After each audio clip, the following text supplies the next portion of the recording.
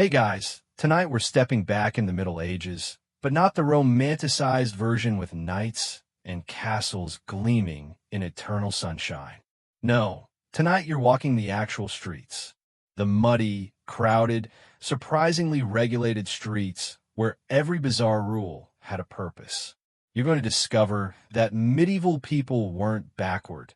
They were solving problems we can barely imagine today. Problems like, what do you do when pigs eat babies?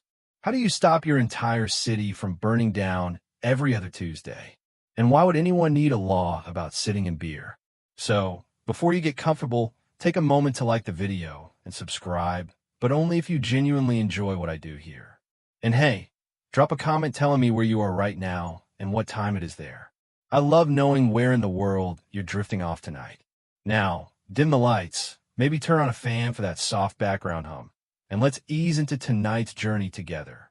You're standing in a medieval town at dawn. The year is around 1250, somewhere in England, though it could be France or the Holy Roman Empire. These rules spread everywhere. The streets are narrow. Timber-framed houses lean toward each other overhead, their second stories jutting out so far they nearly touch. Down here in the perpetual shadow, the ground is packed earth mixed with less pleasant things. And then you see it, a pig.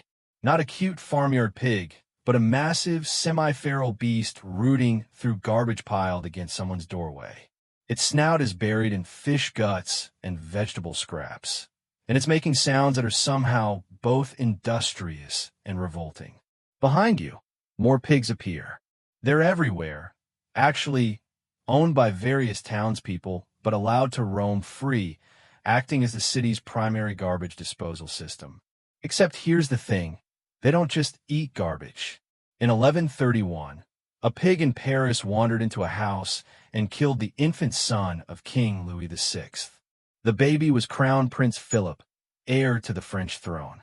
One pig, one moment of opportunity, and suddenly the royal succession is in chaos. After that incident, cities across Europe started passing laws. No pigs roaming free within city walls. Owners had to pen them or hire a swineherd to take them outside the gates during the day. The fine for a loose pig could equal a week's wages. Some towns went further. Any pig found wandering could be killed on sight, its meat distributed to the poor. You might think this was just about royal tragedy, but the rules had deeper roots.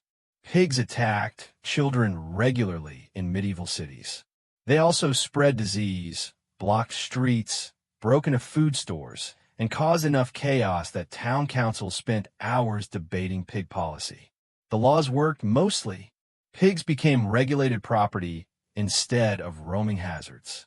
Butchers and swineherds formed guilds to manage them professionally. Cities became slightly less likely to lose children to random animal attacks. It's a strange rule to modern ears. Keep your pig contained. But when you're living in close quarters with minimal sanitation and livestock as neighbors, suddenly it makes perfect sense.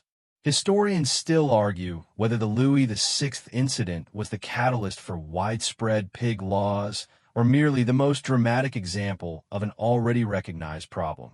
Either way, the message was clear. Convenience doesn't trump safety. Even if that means paying someone to watch your garbage disposal all day. You watch the pig lumber away, and you notice something else. Someone has painted a red mark on its flank. Ownership identification required by law. Every detail regulated. Every potential disaster anticipated. Welcome to medieval city life, where even the pigs needed papers. You're in a tavern now, mid-afternoon, when the light slants through shuttered windows in dusty golden bars. The air smells like yeast and sweat and wood smoke.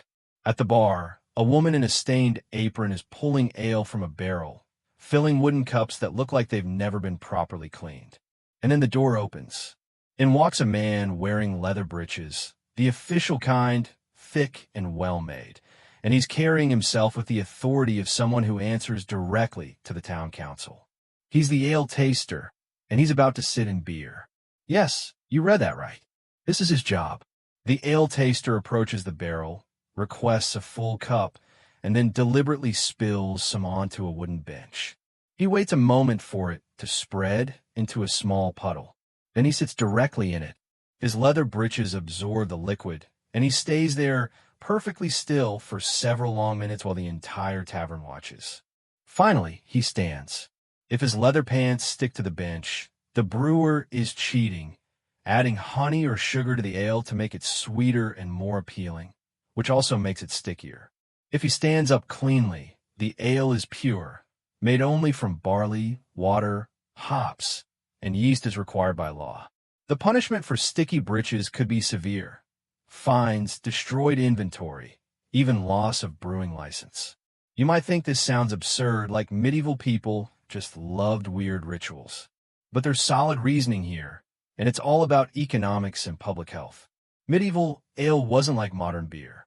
It was weaker, cloudier, and safer to drink than water, which was often contaminated. People drank ale for breakfast, lunch, and dinner, adults and children alike. It was a staple food, not a luxury. So when brewers started adding sweeteners to make their ale more popular, several problems emerged. First, sugar and honey were expensive imports. Brewers who used them could charge more, undercutting honest brewers and distorting the market. Second, sweetened ale masked the taste of spoilage. A brewer could use older, borderline rotten ingredients, cover it up with honey, and poison half the town. Third, and perhaps most importantly, regulations existed to keep prices stable.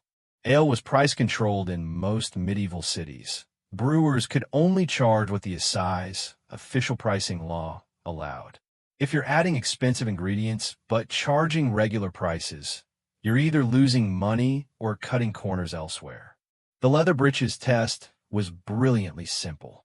It required no complex equipment, no chemical knowledge, no expensive tools. Just leather pants, a bench, and time. The ale taster was usually a respected townsman, sometimes elected, sometimes appointed by the lord or guild. He made rounds to every brewery and tavern in his jurisdiction, usually weekly. His findings were recorded in official rolls, and repeat offenders faced escalating consequences. Some towns took it further. The ale taster also checked the quality of bread, the weights used by merchants, and the freshness of fish. He was basically a one-man consumer protection agency, wandering medieval streets in sticky pants. Historians still argue whether the sticky test was truly effective or more theatrical than scientific, but records show it was used consistently across England and parts of France for centuries. The fact that it persisted suggests it worked well enough to matter. You watch the ale taster stand cleanly from a bench. The brewer exhales in visible relief. The tavern returns to its regular noise. Dice clicking, conversations overlapping, someone singing badly in the corner. But you've learned something. Medieval people weren't naive. They knew about fraud, about corners cut for profit, about the ways people will cheat each other given half a chance. And they came up with solutions that, while strange to modern eyes, actually worked. Remember that crocodile dung sunscreen the Egyptians used? This is kind of like that. Unexpected methods that somehow got the job done. The ale taster tips his hat to the brewer and walks toward the door, ready for his next inspection. His leather pants gleam slightly in the afternoon light. Clean, honorable, and completely absurd. Just another day in medieval quality control. You're at a market now, the kind that sprawls across a town square every week. Stalls overflow with fabric, wool, linen, silk that catches light like water. And you notice something strange. Everyone is wearing brown, gray, beige, or muddy green. Except for one person. Near the church steps, a nobleman stands in robes so purple they seem to glow. That color, true, deep purple, costs more than most people earn in a year. And you're not allowed to wear it. Not because you can't afford it, though you definitely can't, but because the law says so. Welcome to sumptuary legislation, where your clothing was regulated as strictly as your taxes. These laws existed across medieval Europe, dictating who could wear what based on social class. Purple was reserved for royalty and high nobility. Scarlet required a certain income level. Fur trim had rules. Ermine for royalty, rabbit for wealthy merchants, nothing for peasants.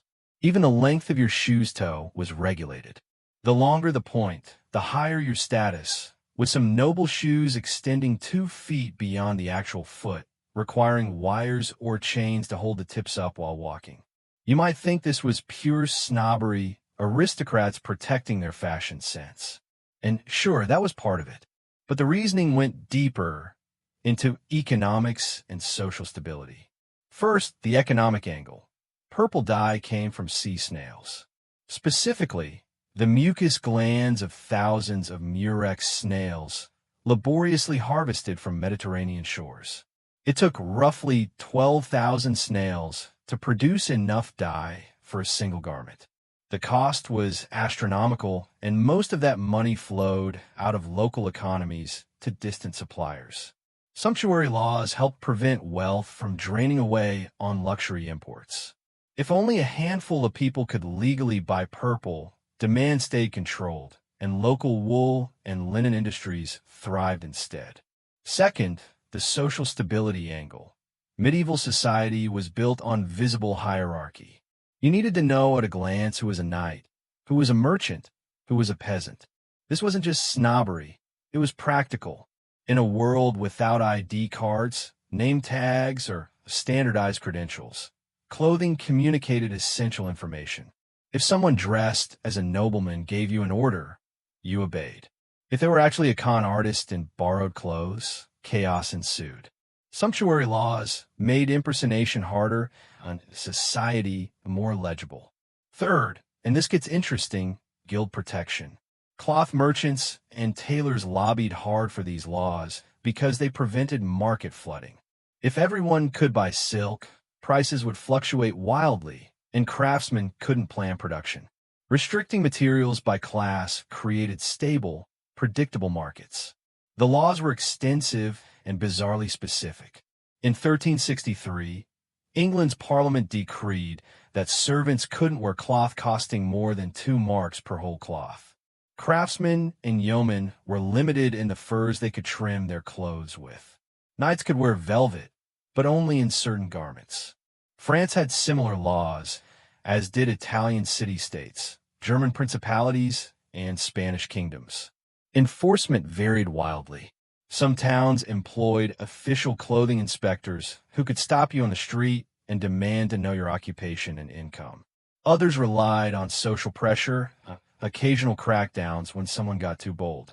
Penalties ranged from fines to confiscation of the offending garment to, in extreme cases, public humiliation or imprisonment. But here's where it gets complicated. People constantly broke these laws. Court records overflow with violations. Merchants who'd made fortunes wanted to dress like nobles. Prostitutes sometimes wore forbidden finery to attract wealthier clients. Even servants borrowed their master's cast-offs and strutted around town. The laws were reissued constantly, suggesting they weren't terribly effective. Historians still argue whether sumptuary laws were primarily about economics, social control, or moral regulation. The line between protecting local industry and keeping people in their place gets blurry. You watch the purple-robed nobleman cross the square, and everyone gives him space. Not just respect, actual physical distance. His clothing is a barrier as real as castle walls. It announces, I'm untouchable, I'm powerful, I am not like you. And the law backs that up. You look down at your own simple tunic, undyed with the color of old wood. It's not a choice. It's an identity, written in fabric and enforced by the state. The medieval world didn't just have class divisions, it color-coded them.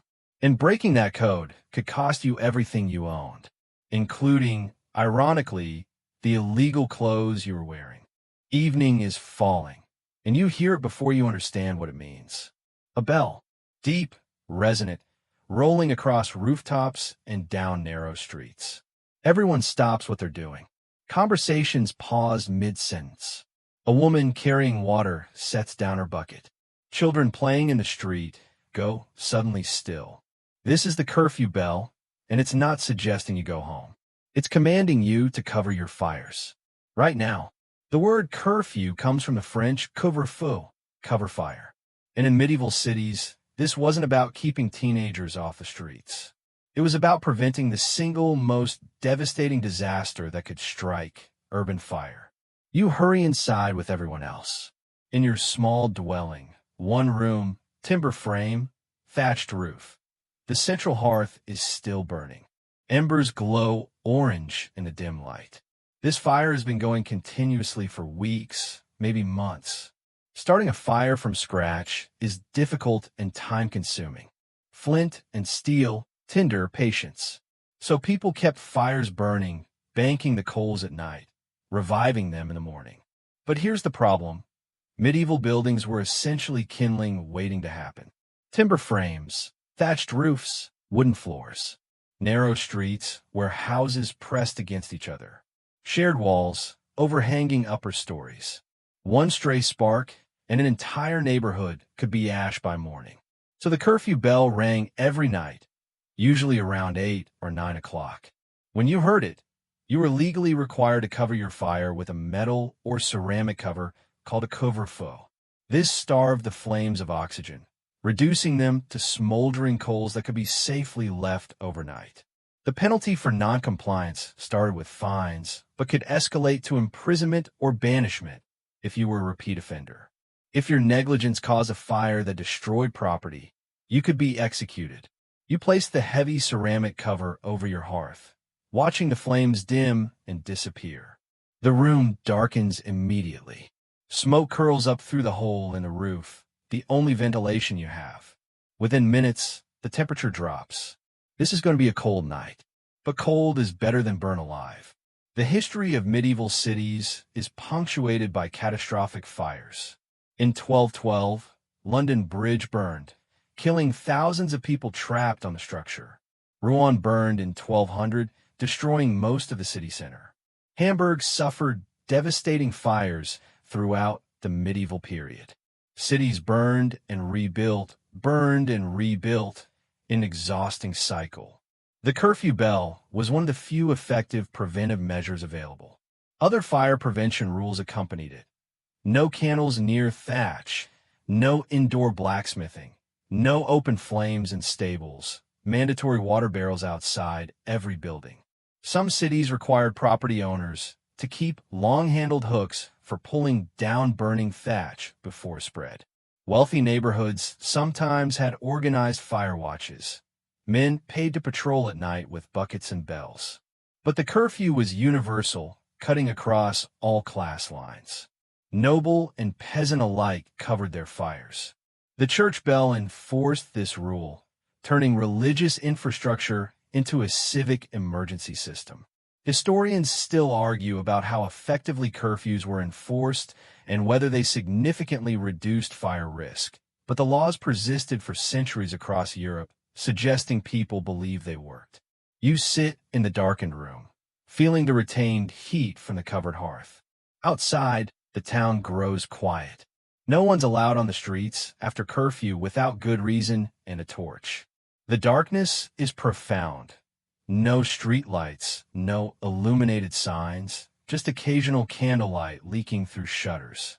The medieval night was genuinely dark in ways modern people rarely experience. And in that darkness, fire was both salvation and threat. The thing that cooked your food and warmed your children could also devour your entire world in minutes. So you listened for the bell.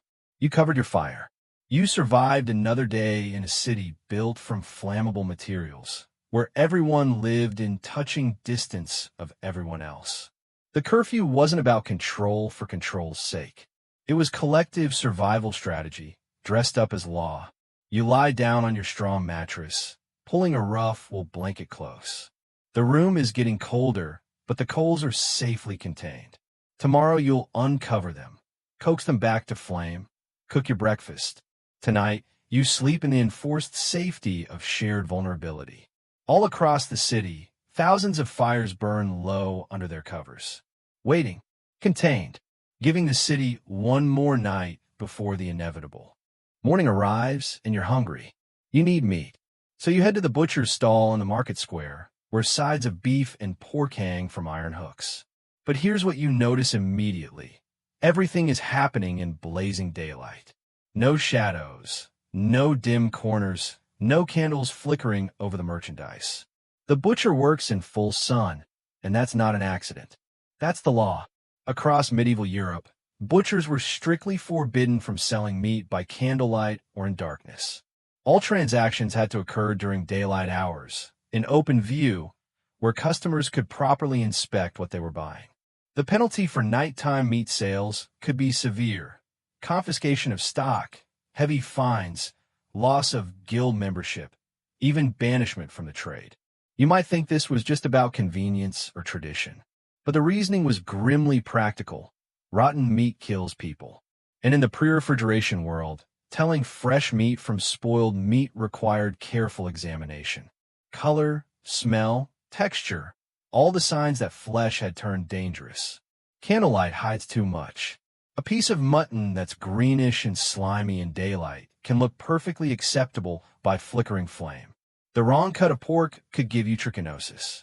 Spoiled beef could cause food poisoning severe enough to kill. And butchers, like any merchants, faced temptation to move old stock before it became total loss. So cities created rules. London's regulations were particularly strict. Meat could only be sold between sunrise and sunset in designated market areas, with guild inspectors making regular rounds. Paris had similar laws, as did Florence, Cologne, and Barcelona. The Butchers' Guild itself often enforced these rules because bad meat didn't just kill customers. It destroyed the guild's reputation and everyone's livelihood. You watch the butcher work, cleaver flashing in morning sun. He's trimming a side of beef, and you can see everything. The color of the flesh, deep red, healthy. The fat, cream-colored, firm. The absence of unusual smell or visible decay. In this light, there's nowhere for problems to hide. Other rules accompanied the daylight requirement. Butchers had to dispose of offal and waste immediately, usually in designated areas outside city walls. They couldn't slaughter animals inside city limits. That happened in specific slaughterhouse zones, downwind when possible. They had to display their wares on clean tables or hooks, not on the ground. And they faced regular inspections from guild officials and city authorities. The medieval world knew about disease, even if they didn't understand germ theory. They'd observed that certain foods made people sick, that hot weather accelerated spoilage, that flies and rot went together. So they created rules based on observable patterns, even without understanding the underlying biology. Some cities went further with their butcher regulations. In London, butchers couldn't sell pork and beef from the same stall. Different meats required different specialists, reducing the chance of cross-contamination or misrepresentation. Butchers who sold measly pork, infected with parasites, visible as white spots in the flesh, faced not just fines but potential pillory, public humiliation in the town square, locked in wooden stocks while people threw garbage at you. The punishment fit the crime. You try to poison the community gets to express its feelings. Historians still argue about how effective these regulations were, but records show consistent enforcement across centuries and regions. The fact that cities kept reissuing and strengthening butcher laws suggests ongoing problems, but also genuine effort to solve them. You purchase your meat, a reasonable cut of pork, clearly fresh, at a fair price. The butcher wraps it and leaves, and you notice his hands are clean. Another requirement: butchers had to maintain personal hygiene standards higher than most trades. Dirty hands meant dirty meat, meant dead customers, meant destroyed business. As you walk away, you pass other food stalls. Fishmongers have similar rules. Only fresh fish, displayed on ice or in water when possible, sold before noon when summer heat accelerated decay. Bakers faced weight and quality regulations we'll explore later. Even vegetable sellers had standards about freshness and honest dealing. The medieval market wasn't some lawless free-for-all where anything went. It was heavily regulated, with guild and civic authorities constantly monitoring for fraud and safety violations. Because in a world without modern preservation, without understanding bacteria, without refrigeration or chemical analysis, simple rules saved lives. Daylight purchases, open display, regular inspection, swift punishment. You head home with your meat, planning tonight's meal. The pork will be boiled with vegetables, probably some pottage that'll stretch it across several days. Nothing wasted, because waste means hunger. And you can trust this meat because you bought it in daylight from a licensed butcher in a regulated market, under rules that have existed longer than anyone can remember. Sometimes the old ways persist because they work, because the alternative, night markets selling questionable meat in shadowy corners, leads to disasters no one wants to repeat. The sun climbs higher, illuminating everything. In the market behind you, business continues in full view. Honest trade conducted in light. It's not romantic or exciting, but it keeps people alive, and that's enough. You're holding a loaf of bread, and it feels light. Too light. You bought it this morning from the baker on Flower Street, paid the standard price, but something's wrong. The loaf looks normal, round, crusty, the right color. But when you weigh it in your hands against yesterday's loaf, there's a difference. This baker is cheating you. And in the medieval world, that's not just dishonest.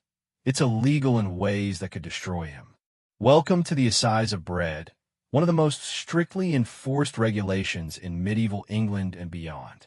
This law, first formalized in 1266, but based on older customs, controlled everything about bread. Its weight, its price, its ingredients, even the profit margin bakers could claim. Break these rules, and you'd wish you'd chosen a different profession. The core principle was simple. Bread was the foundation of medieval diet. Everyone ate it, rich and poor alike. A peasant might consume 2 pounds of bread daily. Wealthier folks ate it with every meal. When bread prices spiked or quality dropped, people starved. So the crown regulated it like a public utility. The assize worked like this. The price of wheat fluctuated with harvests, weather, and markets. But bread prices had to remain stable and affordable. So instead of changing the price, bakers changed the size of the loaf. When wheat was cheap, loaves were larger.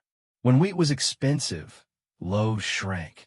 But the weight had to correspond exactly to established formulas based on current grain prices. City officials, usually ale tasters who also served as bread weighers, checked loaves regularly. They'd show up at your bakery unannounced, select random loaves, and weigh them against official standards. If your bread was underweight, even by a small margin, you faced escalating punishments. First offense, a fine, usually several days' worth of profit. Second offense, larger fine plus public reprimand.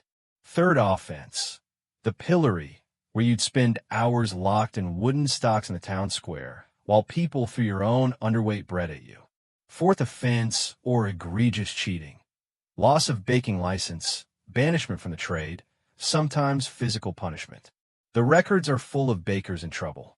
In 1327, London records show a baker named John Bird was pilloried for selling bread not of the right weight.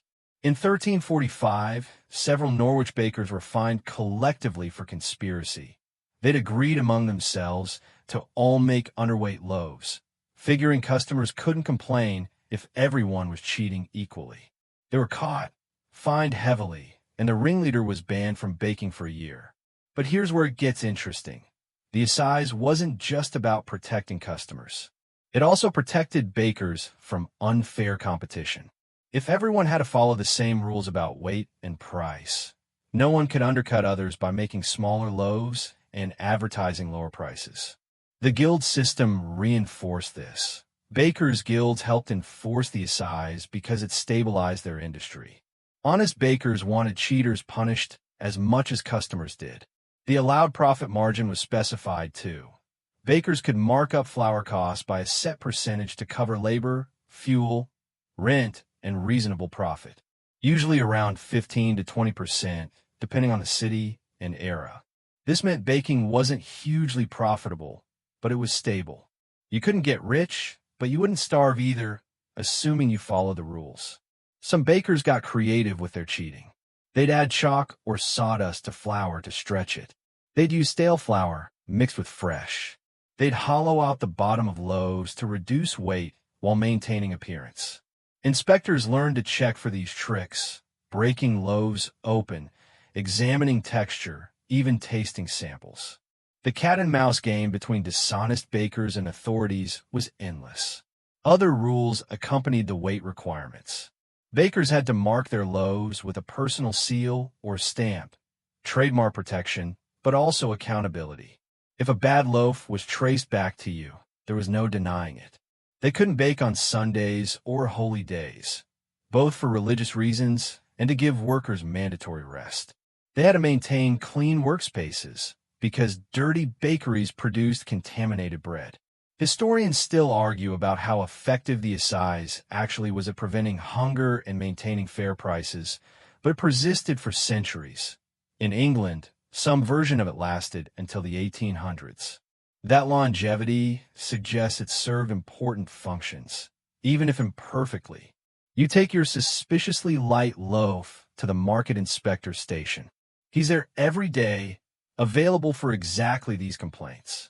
He weighs your loaf against the standard for today's wheat prices. It's short by 2 ounces. He makes a note in his ledger, asks which baker sold it to you, and assures you the baker will be visited today. This is the baker's second recorded offense this month. The pillory is in his immediate future. You receive a replacement loaf from city stores, bread confiscated from other rule-breaking bakers, now distributed to complainants. It's heavier, fresher, honestly made. Justice, medieval style. You walk home, thinking about how something as simple as bread required this much regulation, this much enforcement, this much community agreement about fair dealing. The medieval world wasn't simpler. It was just differently complicated. And the rules that sound excessive or absurd usually existed because someone, somewhere, had tried something terrible and gotten away with it. Until they didn't. It's Sunday morning, and you have a toothache. A bad one. The kind that makes your whole jaw throb and your head pound. You know where to go. The barber's shop with its distinctive red and white striped pole outside. That pole isn't just decoration. It advertises blood. Red for blood, white for bandages, the pole itself representing the stick patients gripped while the barber opened their veins. Because medieval barbers didn't just cut hair. They performed surgery, or they used to, on every day except today. You arrive at the shop, and it's closed. A sign hangs on the door, "No surgery on the Lord's Day." Your tooth will have to wait until Monday, and there's a surprisingly good reason for that rule. The medieval barber surgeon was a fascinating hybrid profession. Barbers had sharp instruments and steady hands from cutting hair and shaving beards. So they naturally expanded into other cutting, bloodletting, tooth extraction, setting broken bones, lancing boils, even amputations. Physicians, university-educated men who studied Galen and Hippocrates, considered this manual work beneath them. They diagnosed, prescribed, theorized. Barber surgeons did the actual cutting. The two professions existed in constant tension, with physicians looking down on barbers as mere craftsmen, while barbers actually kept people alive through practical intervention. Guilds formed to regulate barber surgeons, and one of their key rules was no surgery on Sundays or major holy days. Several reasons drove this prohibition. First, the obvious religious one. Sunday was for worship and rest, not commerce or labor. Performing surgery was work, and the church wanted one day, weekly, where spiritual concerns trumped physical ones. Except in life-threatening emergencies, of course, rules always had that caveat. But your toothache, however miserable, doesn't qualify. Second, the practical safety angle. Medieval surgery was dangerous. No anesthesia beyond alcohol or opium if you were lucky. No antiseptics. They'd rinse instruments in wine or water, sometimes not even that. No understanding of germ theory or sterilization. Infection rates were astronomical, and many patients died from what should have been survivable procedures. Now add this. Sunday was often a drinking day. After church services, men gathered in taverns. Ale flowed freely, loosening inhibitions and dulling judgment. A barber who'd spent Sunday afternoon drinking was in no condition to perform surgery. And a patient who showed up drunk, thinking alcohol would numb the pain, was more likely to bleed out or go into shock. The Sunday surgery ban reduced the number of procedures performed by drunk practitioners on drunk patients. Third, the crowd control factor. Barber surgeons often worked in public or semi-public spaces. Surgery was entertainment in the medieval world. People gathered to watch tooth extractions, bone settings, stone removals. On Sundays, when markets were closed and people had free time, these gatherings could become disruptive. Large crowds, strong emotions, blood, and screaming. Not the peaceful Sabbath the church envisioned. Better to keep surgery to weekdays when audiences were smaller and more sober. The rules had exceptions and complications. Barbers could still cut hair on Sundays in some jurisdictions.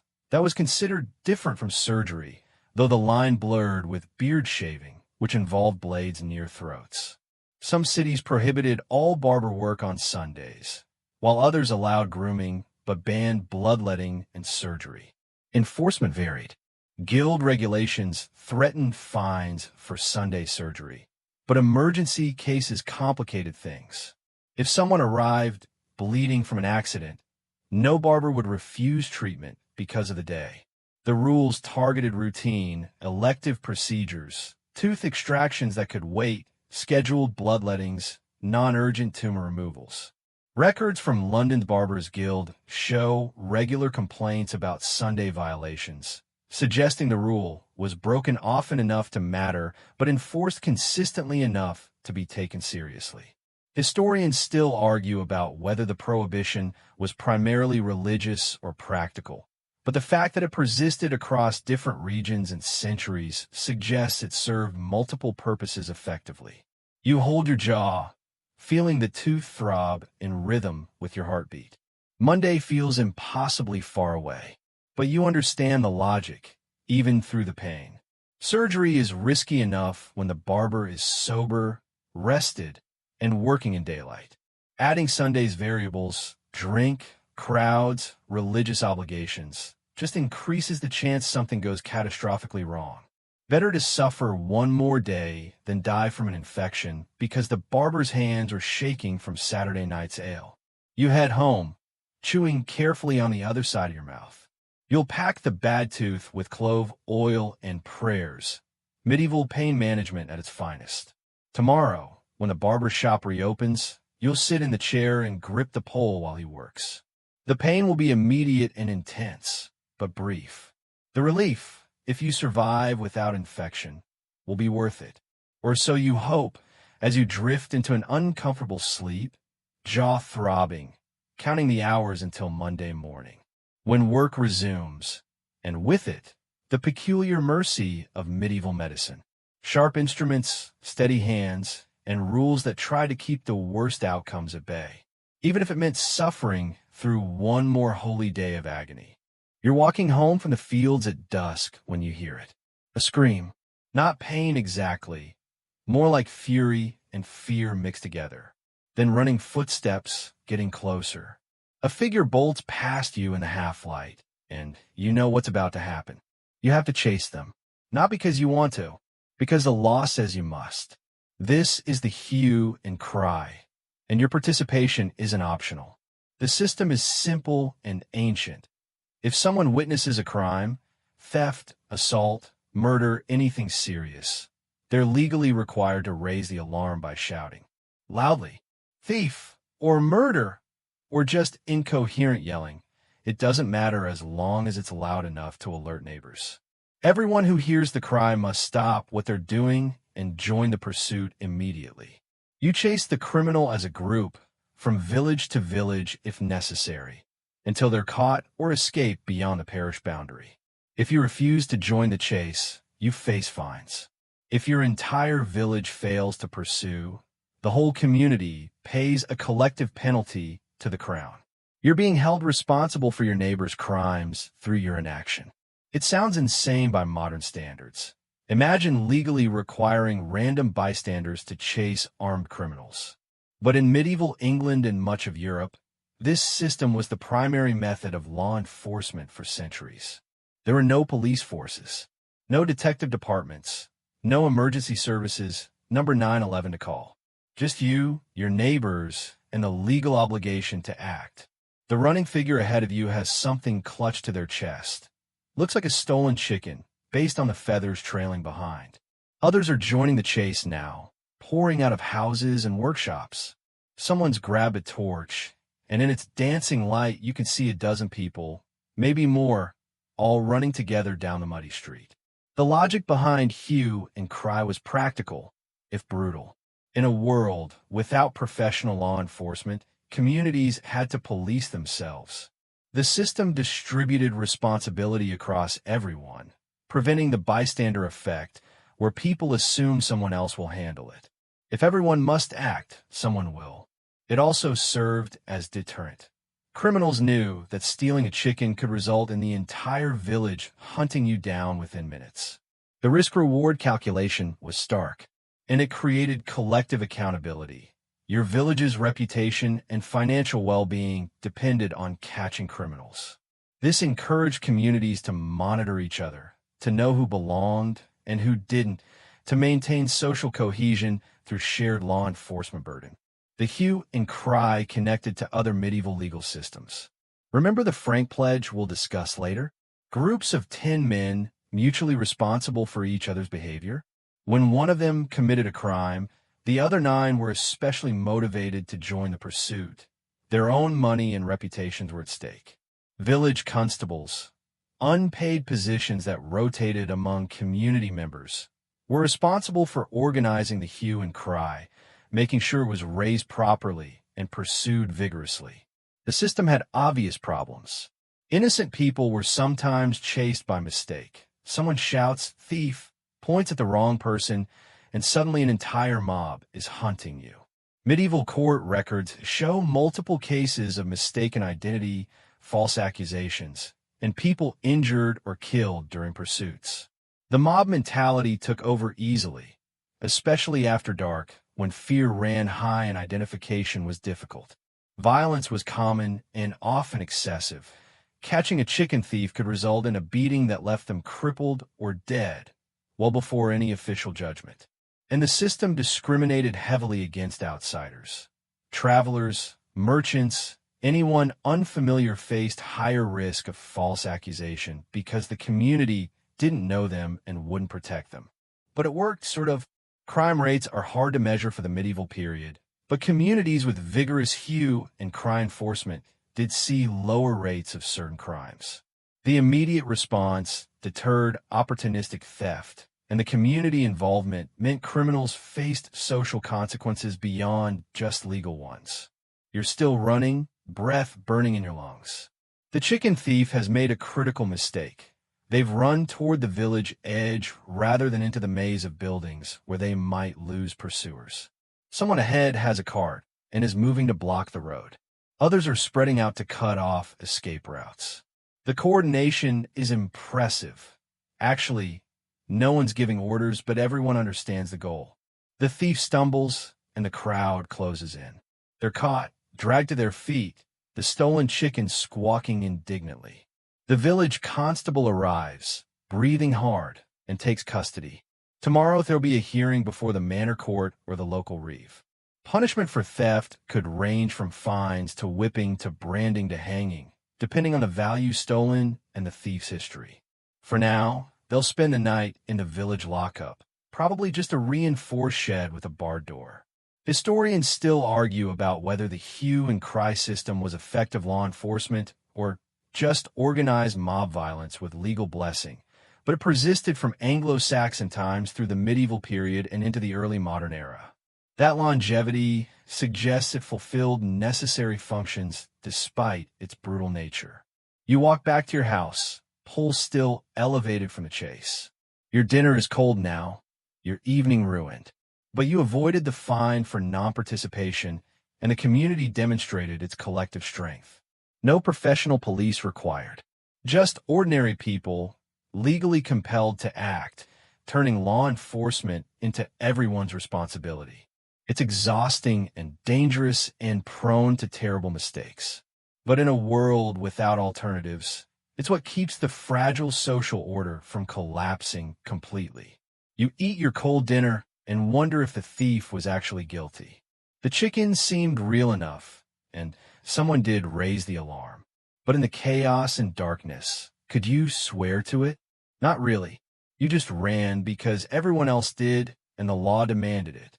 Medieval justice in action, swift, communal, and deeply uncertain. You're walking past a church on a Tuesday afternoon when you hear them. Dice clattering on stone. Men's voices argumentative and getting louder. The sound is coming from the side of the churchyard, near the wall where shade offers relief from the sun.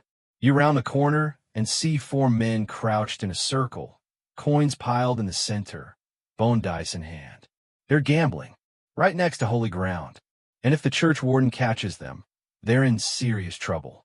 Across medieval Europe, laws prohibited gambling near churches, and the reasons went far beyond simple piety. This was about violence, poverty, and social stability. The prohibition wasn't universal. Different regions had different rules, but the pattern was consistent. Gambling and holy spaces don't mix. In England, various statutes from the 1300s onward banned dice games, card games, and other gambling activities near churches, especially on Sundays and holy days. France had similar laws. Italian city-states regulated gambling heavily, creating designated areas where it was permitted and punishing those who gambled elsewhere. The church itself issued repeated prohibitions through councils and bishops' decrees. Why the fuss over a few dice? First, the violence angle. Gambling triggered fights. Constantly, men accused each other of cheating, disputed outcomes, refused to pay debts. Tempers flared, knives came out, blood spilled. Having these confrontations happen on church property was particularly offensive. Sacred ground shouldn't be stained with violence born from greed. But it was also practical.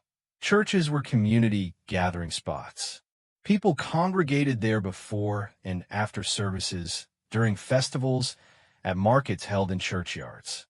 Gambling in these spaces meant inevitable conflicts among crowds, disrupting worship and community peace.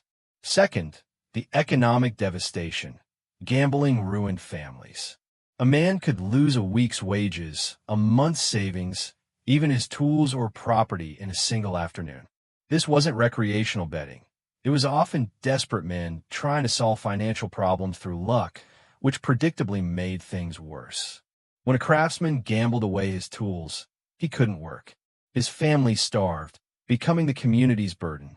When a farmer lost his seed grain, he couldn't plant, threatening not just his household, but the village food supply. The church preached against gambling partly from moral concern, but also from practical observation. It created poverty and dependency. Third, the crime connection. Gambling attracted thieves and con artists. Loaded dice, marked cards, sleight of hand. Cheating was rampant. Professional gamblers traveled between towns, fleecing locals and disappearing before consequences caught up. Churches, with their regular crowds and mixed populations of locals and travelers, were perfect hunting grounds for these predators. Banning gambling near churches was an attempt to protect vulnerable community members from exploitation.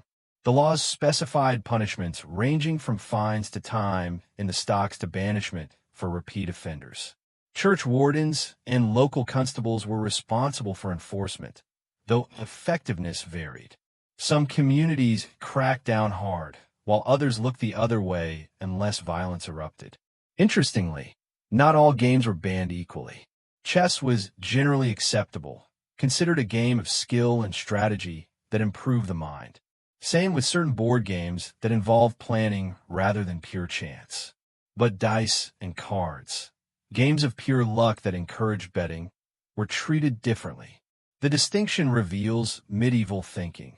Games that developed skill were tolerable or even praiseworthy, but games that just redistributed wealth through chance were socially destructive. Some cities created legal gambling zones, specific taverns or districts where games were permitted under supervision. This allowed the activity to continue while containing its worst effects. Authorities could monitor these areas, break up fights quickly, and track who was winning consistently, a sign of cheating. It was early harm reduction, acknowledging that prohibition alone wouldn't stop gambling, but regulation might minimize damage. Historians still argue about how effective these bans were and whether they reflected genuine concern for social welfare or just upper-class contempt for lower-class recreation. Probably both. Moral legislation often mixes genuine protective intent with class prejudice. You watch the gamblers, and one looks up, sees you watching. His expression shifts from concentration to wariness. You're a witness now, which makes you dangerous. If violence breaks out, you might report it. If they're caught, you might be called to testify. The mood changes instantly. Dice disappear into pockets. Coins are hastily divided. The group disperses with forced casualness. One man mutters something about you as he passes, not quite loud enough to make out, but clearly unfriendly. You just disrupted their game by existing, by seeing. The churchyard returns to quiet. The wall where they were crouched shows scratch marks in the stone. This is a regular spot, used often enough to leave traces. The church warden must know, but perhaps lacks energy to constantly police it. As long as it stays quiet, as long as no blood is shed, maybe he lets it slide. Enforcement requires resources and community will, and both are always in short supply. You continue walking, and behind the church you pass the tavern where gambling is technically legal but carefully watched. Through the open door you see men at tables, dice and cards visible, but also the tavern keeper's sharp eyes monitoring everything. One hand near a wooden club, ready to intervene at the first sign of trouble. Controlled chaos, regulated vice. The medieval solution to problems that couldn't be eliminated, only managed. No gambling near churches. That rule was clear. But somewhere, somehow, people would gamble anyway. Better to create spaces where it could happen under watch than pretend prohibition alone would work. Compromise between ideal and reality, law and human nature. The dice keep rolling somewhere always, just not on holy ground, where the fiction of virtue still mattered. Harvest is over, and you're exhausted. Weeks of back-breaking labor under the sun, cutting wheat with a sickle, binding sheaves, loading carts. The Lord's fields are cleared first. Obviously, you owe him labor as part of your tenancy. Then your own small plot, worked in whatever hours remain. Now the fields lie stubbled and golden, seemingly empty. But they're not empty for you. You're heading back out with a basket, along with dozens of others from the village. Children, elderly folks, widows, the disabled, anyone who couldn't work the harvest directly. You're going gleaning. This is your legal right, and it might mean the difference between eating and starving this winter. Gleaning was the practice of gathering leftover grain after the main harvest. The stalks the reapers missed, the fallen heads of wheat, the edges of fields where the scythe couldn't reach. Not much individually, but collectively enough to matter. Across medieval Europe, the poor had customary and often legally protected rights to glean after harvest. The practice had biblical roots. The Old Testament explicitly commanded landowners to leave the edges of fields unharvested and allow the poor to gather what remained. Medieval Christian society took this seriously, incorporating gleaning rights into law and custom. In England, manor court rolls reference gleaning rights regularly. Disputes arose. Exactly when could gleaning begin? Only after all sheaves were removed? Could you glean in any field or only certain ones? But the basic right was acknowledged. France had similar customs, as did German territories and Italian regions. The rules varied by location, but followed common patterns. Gleaning could only begin after the harvest was officially complete and the landowner had collected everything they wanted. Gleaners couldn't take bound sheaves, only loose stalks and fallen grain. They had to work during designated hours, usually daylight only. And they couldn't bring tools that might damage the stubble or dig up roots, just their hands and baskets. Breaking these rules meant losing gleaning rights, fines, or worse. Some villages assigned specific fields to specific groups. Widows got this field, children that one, to prevent overcrowding and conflict. The logic behind gleaning rights was multi-layered. First, the obvious charity angle. It provided food for those who couldn't work, preventing the most vulnerable from starving. Medieval society lacked formal welfare systems, but customs like gleaning created informal safety nets. The church encouraged this, seeing it as fulfilling Christian duty to the poor. Second, the waste prevention angle. Unharvested grain left in fields would rot or be eaten by birds and rodents anyway. Better to let hungry humans take it than let it go to waste. From the landowner's perspective, they'd already collected everything economically worthwhile. The remainder wasn't worth their laborers' time to gather, so why not let the poor have it? Third, the social stability angle. Hungry people riot. They steal, they poach, they become collectively dangerous. Gleaning rights release pressure, giving the desperate an honorable way to obtain food rather than forcing them into crime. It maintained social order by acknowledging that everyone needed to eat and providing a legal mechanism for the poorest to survive. Fourth, and this gets interesting, labor relations. Gleaning rights meant the poor had some independence from wage labor. They could survive lean times without becoming completely dependent on wealthy employers. This limited how much landowners could exploit workers.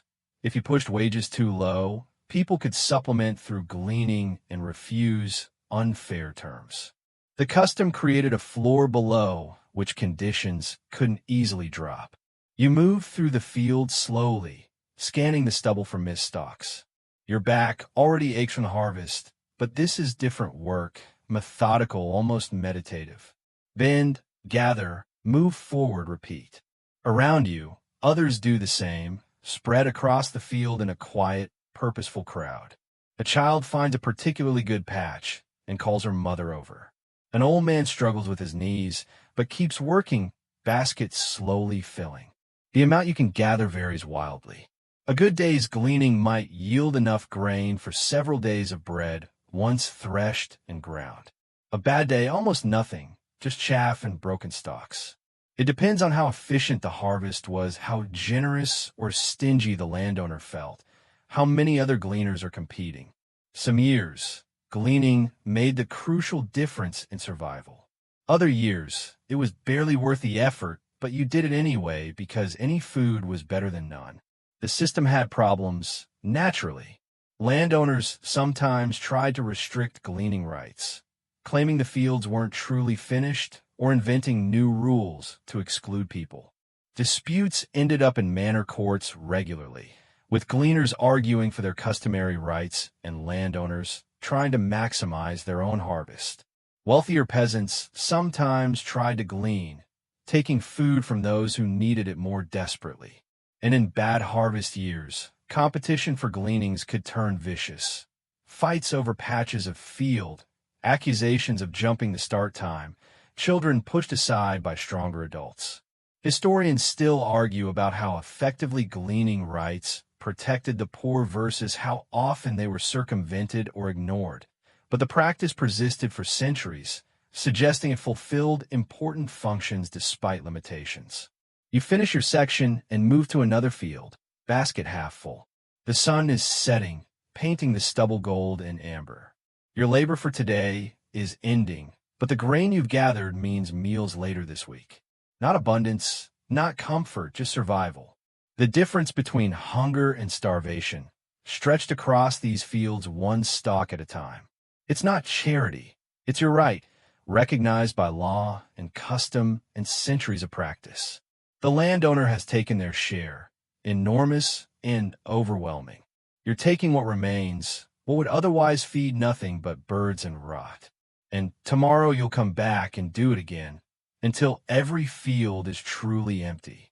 Until winter comes and the calculations begin. Will this grain, combined with everything else, be enough? You don't know yet, but you're grateful for the right to ask the question while gathering what others left behind. You're at the mill, waiting your turn. The massive wooden water wheel turns with patient violence, grinding stone against stone somewhere inside. You've brought a sack of grain, your share from the harvest, which you gleaned and saved and now need turned into flour. And you're watching the miller like a hawk, because everyone knows millers are thieves. Now might be thieves, not sometimes thieves, are thieves always by reputation, so universal it might as well be law. Medieval culture was absolutely convinced that millers cheated everyone who came through their doors. And the laws reflected that paranoia with regulations so strict they'd make modern oversight look casual. The miller's monopoly made him powerful and suspect in equal measure. In the manorial system, peasants were usually required to use the lord's mill. You couldn't grind grain at home with handstones, even if you wanted to. That was illegal, cutting into the lord's milling profits. So the miller had a captive customer base, which meant opportunity to cheat, which meant endless suspicion. The standard accusation: the miller takes more than his allowed portion. Milling wasn't free. The miller kept a percentage of your grain as payment, typically 1/16 to 1/12 depending on region and custom. But what's to stop him from taking 1/8? 1/6? You bring a sack weighing 60 pounds, he grinds it, returns 50 pounds of flour, claims the rest was his fee plus unavoidable waste. Is he lying? Can you prove it? The mistrust ran so deep that laws and customs evolved specifically to constrain millers. Many manors required the miller to grind in the customer's presence. You stayed and watched the entire process. This prevented the classic switch: your good grain swapped for inferior grain from a previous customer. Some regions required the miller to weigh grain before and after grinding, with both parties witnessing. The scales themselves were inspected regularly by manor officials to ensure they weren't rigged. And millers faced severe punishments for proven fraud: heavy fines, loss of their milling contract, pillory time, even banishment. But here's the thing: millers probably were cheating at least some of the time. The job created perfect conditions for it. The work happened in the mill's dark interior, with machinery noise covering conversations. The grinding process was mysterious to customers. How much waste was normal? How much loss was acceptable? The miller possessed specialized knowledge that customers lacked, creating information asymmetry. Plus, millers often leased their mills from lords for substantial yearly fees. If the harvest was poor and grain scarce, they still owed that fee. Taking extra grain might be survival, not pure greed. Other accusations stacked up: millers mixing inferior grain with good, selling your grain to someone else, and returning cheaper flour, using false measures, collaborating with corrupt manor officials. Literary sources from the medieval period are full of crooked millers. Chaucer's Reeve's Tale features a thieving miller who gets his comeuppance. The stereotype was culturally pervasive. Some historians argue the reputation was unfair, that most millers were honest, and the accusations reflected customer anxiety about a process they didn't control. Others point out that the elaborate regulatory systems wouldn't exist without widespread, genuine fraud. Probably both things were true. Most millers were relatively honest most of the time, but enough cheated enough that everyone stayed suspicious. You watch your grain disappear into the mill's maw. The miller, a thick-shouldered man whose clothes are permanently dusted white, catches your stare and smirks slightly. He knows what you're thinking. Everyone thinks it. He's probably innocent, probably taking only his legal share, probably running an honest operation. But probably isn't certainty. and your family's winter food is at stake. The millstones grind, a sound like continuous thunder. Time passes slowly when you're watching someone who might be robbing you, but you can't prove it. Other customers wait outside, their own grain sacks guarded carefully. A woman sits on her sack rather than set it down. Physical possession at all times, trusting nothing. An old man keeps a hand on his, even while talking to neighbors. The atmosphere is one of enforced cooperation laced with mutual suspicion. Finally, your flour emerges, poured into your sack. The miller announces the weight, shows you the scale. It seems right, or right enough. You pay the fee, a portion of the flour itself, which the miller sweeps into his own barrel, and leave. Did he cheat you? You'll never know for certain. Maybe yes, maybe no. The not knowing is part of the experience, the anxiety that medieval people just lived with. Historians still argue about whether millers were genuinely more dishonest than other trades, or whether they just had more opportunity and therefore more suspicion. But the cultural consensus was clear. Millers steal. The regulations tried to manage it. The customers tried to watch for it. And the millers lived under perpetual accusation, whether deserved or not. You carry your flour home, doing mental math. Is this amount right for what you brought? It feels light, but flour always weighs less than grain. Is that normal shrinkage, or did the miller skim? The uncertainty gnaws at you, but what choice did you have? The law said, use the Lord's mill. The miller had monopoly power. You brought your grain and hoped for honesty. And now you have flour, and that has to be enough. Until next time, when you'll watch just as carefully and suspect just as much. Welcome to medieval commerce, where some transactions were built on trust and others on the assumption that everyone involved was probably cheating somehow. The millers bore that burden most heavily. Unfairly, perhaps, but reputation, once earned by enough members of a trade, sticks to everyone. Even the honest ones, if such mythical creatures existed. You're 12 years old, and you've just been assigned to a tithing. Not because you chose it, but because you turned 12, and that's how it works. You're standing with 9 other males, some teenagers like you, some middle-aged, one in his 60s, and you're being told that you're now legally responsible for each other's behavior. Forever, or at least until someone dies or moves away. Welcome to the Frank Pledge system. Medieval England's solution to the question, how do you police a society without police? The answer, make everyone watch everyone else and punish whole groups for individual crimes. The Frank Pledge, sometimes called tithing, was elegantly simple and profoundly invasive. Every male over the age of 12 had to join a group of 10. These 10 men became mutually responsible for each other's good behavior. If one of them committed a crime, the other 9 were obligated to produce him for justice. If they couldn't, if he fled or they protected him, the entire group paid his fines collectively. Your reputation, your money, your social standing were now tied to 9 other people's choices. The system had ancient roots, predating the Norman conquest, but really flourished in the 12th and 13th centuries. Twice a year, sometimes more, the Frank Pledge was viewed. A sheriff or his representative held court where every tithing had to present all its members, prove everyone was accounted for, and answer for any crimes committed since the last viewing. Missing someone? Fined. Can't produce someone accused of crime? The tithing pays. One of your members stole something or assaulted someone. The group is collectively on the hook. The logic was straightforward. Social pressure as law enforcement. If your actions could bankrupt or shame 9 other families, you'd think twice before committing crimes. And if you did commit crimes, your 9 pledge mates had enormous incentive to turn you in rather than protect you.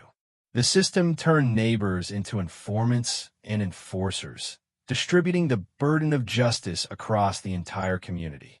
It also served as population control and surveillance. The Crown wanted to know where everyone was, who belonged to which community, who was accountable for whom. The Frank Pledge viewing was basically a census with teeth. Every male recorded, every household accounted for. every stranger questioned. If you moved to a new village, you couldn't just settle in anonymously. You had to join a tithing, which meant 10 men had to accept responsibility for you. They'd investigate your background, ask where you came from, why you left. The system made it very difficult for criminals or suspicious characters to simply disappear into new communities. Your tithing includes a miller, of course, 2 farmers, a carpenter, a thatcher, the blacksmith's son, a widower who lost his tithing partner and got reassigned to yours, and 2 others whose names you're still learning. You look at these men, strangers, mostly, and realize your financial well-being is now linked to whether the miller cheats someone or the carpenter gets drunk and start a fight. It feels profoundly unfair. You didn't choose these people, you don't necessarily like them, but you're stuck with them. The system had obvious problems. Collective punishment meant innocent people paid for others' crimes regularly. Your tithing mate commits murder and flees. You and 8 others are paying compensation to the victim's family. Someone in your group poaches the Lord's deer. Everyone shares the crippling fine. This created powerful incentive for tithings to police their own members aggressively, watching for early signs of trouble, intervening before crimes occurred, sometimes ostracizing or driving out members who seemed risky, but also created incentive for cover-ups. If you knew a tithing mate committed a minor crime, you might hide it rather than report it, because reporting meant everyone paid. Better to handle it quietly within the group, make restitution privately, avoid official channels. The system encouraged parallel justice structures where tithings settled things internally to avoid collective punishment. It also discriminated heavily. Only males over 12 were included. Women weren't part of the system, which meant they weren't pledged by anyone except their male relatives. This made women simultaneously less accountable, no tithing to punish for their crimes, and more vulnerable, no formal group responsible for their protection or representation. The wealthy could sometimes buy exemptions or form tithings exclusively with other wealthy men, insulating themselves from risky poor neighbors. And the system only worked in relatively stable communities, in cities with transient populations or border regions with frequent movement. Frank Pledge was harder to enforce and eventually broke down. The viewing court meets in the manor hall, with the 100 court representative presiding. Your tithing is called forward, and the leader, the oldest member, the widower, announces everyone present and accounted for. No crimes to report this period, thank God. Other tithings aren't so lucky. One group is fined because a member fled after stealing from merchant. Another is questioned extensively about a member suspected of poaching, though nothing's proven yet. The atmosphere is one of communal anxiety. Everyone hoping their name doesn't get called, their group doesn't get penalized. Historians still argue about whether the Frank Pledge system was effective law enforcement or just a way to extract fines from communities. But it persisted for centuries and was expanded and refined over time, suggesting it served important functions for medieval governance. You leave the viewing with your tithing, and the miller claps you on the shoulder. Welcome to the group, boy. Try not to steal anything. It's meant as a joke, but there's an edge to it. Everyone in this tithing is now invested in your behavior. They'll be watching, not out of malice, but self-preservation. You'll watch them for the same reason. Trust and suspicion, cooperation and surveillance, all tangled together. It's exhausting before you even begin.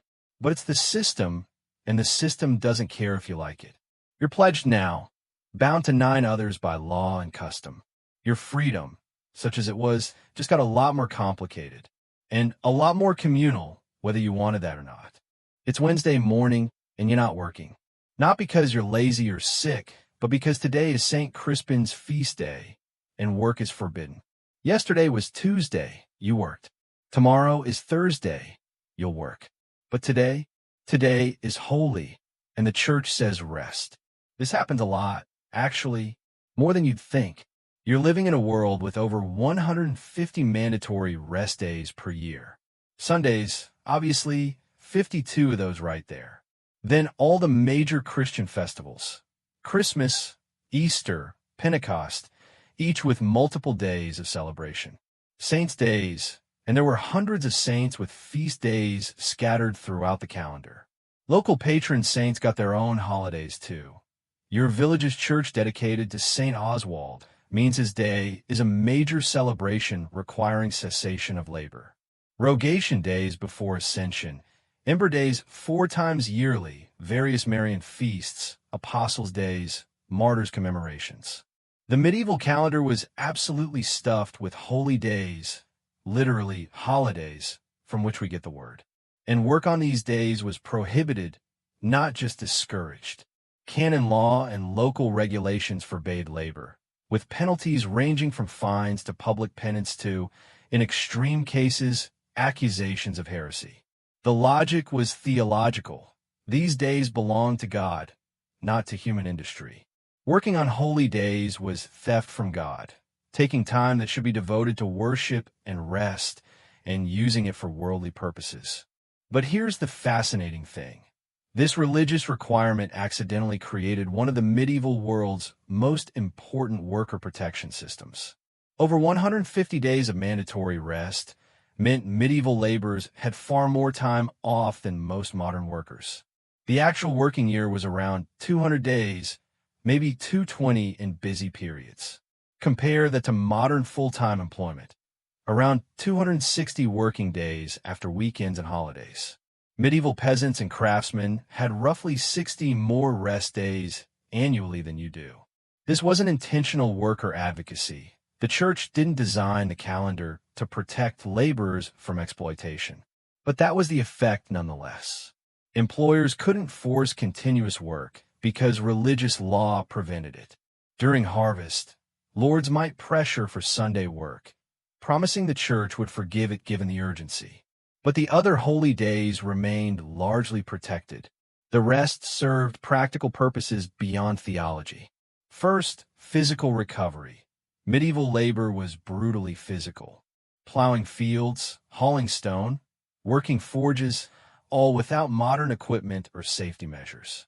Bodies needed recovery time, and the holy days provided it. Without these breaks, injury and death rates would have climbed even higher than they already were. Second, social cohesion. Holy days were community events. Everyone gathered for church services, then feasts, games, celebrations. These gatherings maintained social bonds, allowed dispute resolution, facilitated marriages and business deals. The calendar of rest created rhythms that held communities together. Third, economic benefits that weren't obvious. Markets and fairs often coincided with holy days. Merchants traveled to festivals, bringing goods unavailable locally. Craftsmen sold products to celebrants with time and money to spend. The rest days generated economic activity different from daily labor, but valuable nonetheless. You're spending today at church, or at least that's where you started. The morning service honored Saint Crispin, patron of shoemakers, which seems peculiar since you're not a shoemaker, but nobody cares. Every saint gets their day, and everyone rests. After the service, there's food, communal meals, not lavish but better than everyday fare. Someone brought ale, someone else honey cakes. Children play games in the churchyard. Men discuss village business.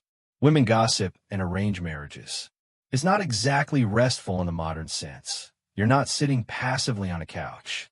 But you're not plowing fields or hauling timber either. The break from physical labor is real and necessary. Some holy days were more observed than others. Major feasts like Christmas and Easter involved elaborate celebrations and genuine rest. Minor saints' days might be technically prohibited for work, but quietly ignored, especially during critical agricultural periods. Harvest time created constant tension between religious obligation and economic necessity. An unexpected rainstorm during grain harvest could destroy everything. Do you rest on the saint's day and lose your crop, or work and risk divine punishment? Different communities made different choices, and the church often looked away during emergencies. But the structure remained. The calendar said rest, and mostly people rested. Not because they were lazy. Medieval people worked incredibly hard when they worked, but because the religious framework protected time that would otherwise have been consumed by endless labor. Historians still argue about how strictly these rest days were observed and whether they genuinely benefited workers or just served religious control. But the sheer number of holidays is undeniable, and their effect on annual working hours was substantial. You watch children playing, adults relaxing, everyone moving at a pace that's simply not possible during workdays. Tomorrow you'll return to the fields, back screaming, hands blistered. But today is St. Crispin's, and that means rest is holy duty, not laziness. The medieval world was harsh, unfair, often brutal. But it gave you this. Over 150 days yearly when work stopped. When your body recovered, your community gathered, your spirit, if you had one, if you believed, reconnected with whatever divinity you worshipped. Not because anyone cared about worker well-being specifically, but because the calendar, built on different priorities entirely, accidentally created space for rest. And that space, however unintentional, kept people alive and somewhat sane in a world designed to grind them down. You'll take it. You'll take every saint's day, every obscure feast, every theological excuse to not work. Because tomorrow comes soon enough and the labor never truly ends.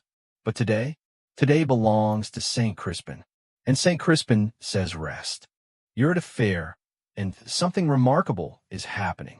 A merchant from Flanders is accused of cheating a local buyer, selling cloth that's supposedly wool but might be partly linen. It's late afternoon, and normally this dispute would drag on for weeks or months. Court dates scheduled, witnesses summoned, travel arrangements made. But this isn't a normal court. This is the court of pie powder, and it's settling the case right now, before sunset, before the merchant leaves town. The name sounds absurd, dusty feet in corrupted French, but the logic is razor sharp. Medieval fairs attracted merchants from distant places, traveling vendors who'd be gone in days. If someone cheated you, and they left before justice caught up, you had no recourse. They'd disappear into the next town, the next fair, leaving you robbed and helpless. The court of pie powder solved this with speed. It convened on-site during fairs and markets, heard cases immediately, and delivered verdicts before anyone could flee. The dusty feet refer to traveling merchants. They arrived with dust on their feet from the road, and justice met them before that dust settled. Instant commercial arbitration, medieval style. The court had jurisdiction over all disputes arising at the fair, contract disagreements, accusations of fraud, quality disputes, weight and measure violations, theft, assault, any commercial conflict. A steward or bailiff presided, usually appointed by whoever owned the fair rights, often a local lord or the crown itself. A jury of merchants rendered verdicts, men familiar with trade practices and capable of spotting fraud. Cases moved with startling speed. Complaint filed, party summoned, evidence presented, verdict delivered, sentence carried out. All in hours, not months. You watch the proceedings from the edge of the crowd that's gathered. The Flemish merchant stands before the steward's table, his cloth samples laid out for inspection. The local buyer is beside him, angry and accusatory.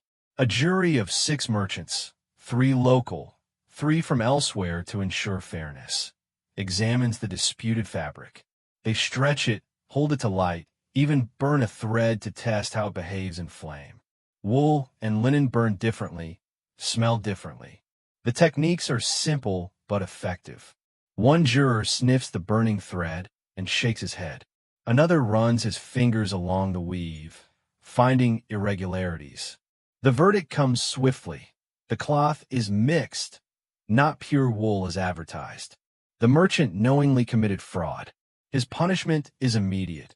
He must refund the purchase price, pay an additional fine equal to half the transaction value, and forfeit the fraudulent cloth. The cloth will be sold, proceeds going to fair administration. His name is recorded in the court rolls. If he cheats again at this fair, penalties will be much harsher. The entire process took maybe 2 hours. The logic behind these courts was purely practical. Commerce required trust. Fairs were crucial economic engines in medieval Europe, connecting regions that otherwise had little contact. Spanish leather met English wool met Flemish cloth met Italian silk. But these transactions happened between strangers who'd never meet again. Without rapid justice, fraud would run rampant, trust would collapse, and the entire fair system would crumble. The court of pie powder created accountability where none naturally existed. Merchants knew they couldn't cheat and escape. Justice would catch them before they left town. Buyers knew they had recourse if cheated, complaint today, verdict today, restitution today. This mutual assurance enabled commerce between strangers, which enabled the flow of goods that defined medieval economic life. The courts also protected merchants from false accusations. The speed worked both ways. If a local tried to falsely accuse a foreign merchant, hoping to extract payment through intimidation, the court would investigate immediately and punish false accusers. The system discouraged frivolous complaints because everyone knew they'd face judgment within hours. Other medieval courts were notoriously slow. Manor courts met periodically, maybe monthly. Royal courts had backlogs stretching years. Getting justice through normal channels required patience, money for lawyers or representatives, and social connections. Poor people and traveling merchants had little access to these systems. But the court of pie powder was open to everyone at the fair. Jurisdiction was based on location and transaction type, not social status. A peasant buying bread could bring a complaint. A foreign merchant accused of cheating got a hearing. The court's accessibility was part of its effectiveness. The system had limitations, naturally. Verdicts could be rushed and wrong. 2 hours isn't always enough time to find truth. The merchant juries sometimes showed favoritism toward their own kind. Enforcement depended on catching the guilty party before they left. If someone realized they'd be convicted and fled before judgment, the court was powerless. And the penalties, while swift, weren't always sufficient deterrent for wealthy merchants who could absorb fines as business costs, but worked well enough to spread across Europe. England had pie powder courts at major fairs from the 12th century onward. France had similar tribunals. German territories, Italian city-states, Iberian kingdoms. Anywhere fairs thrived, rapid commercial justice followed. Historians still argue about how consistently these courts operated and how fair their verdicts actually were, but the institution's longevity suggests it fulfilled crucial functions in medieval commerce. The Flemish merchant pays his fine, gathers his remaining goods, and leaves the fair. His reputation is damaged, but not destroyed. One fraud conviction won't end his career, though another might. The local buyer receives his refund and compensation, walking away satisfied if not happy. The crowd disperses, entertainment over, back to their own business. You linger, watching the steward record the verdict in his rolls. Neat handwriting, permanent record, dust from the merchant's feet probably still visible on the ground where he stood. Justice delivered before sunset, before escape, before memory fades and truth becomes debatable. It's not perfect. It's rushed, sometimes arbitrary, dependent on a jury's expertise and honesty. But it's fast, accessible, and it keeps the fair functioning. It allows commerce between strangers in a world where trust is scarce and distance makes accountability nearly impossible. The Court of Pie Powder, ridiculous name, serious purpose. Dusty feet and swift justice, keeping the medieval marketplace honest enough to survive. You're 17, and there's someone you want to marry. Her name is Agnes. She's the daughter of a fuller, and you've been courting her for months. She feels the same way. You've talked about it, made plans, imagined your future together. There's just one problem.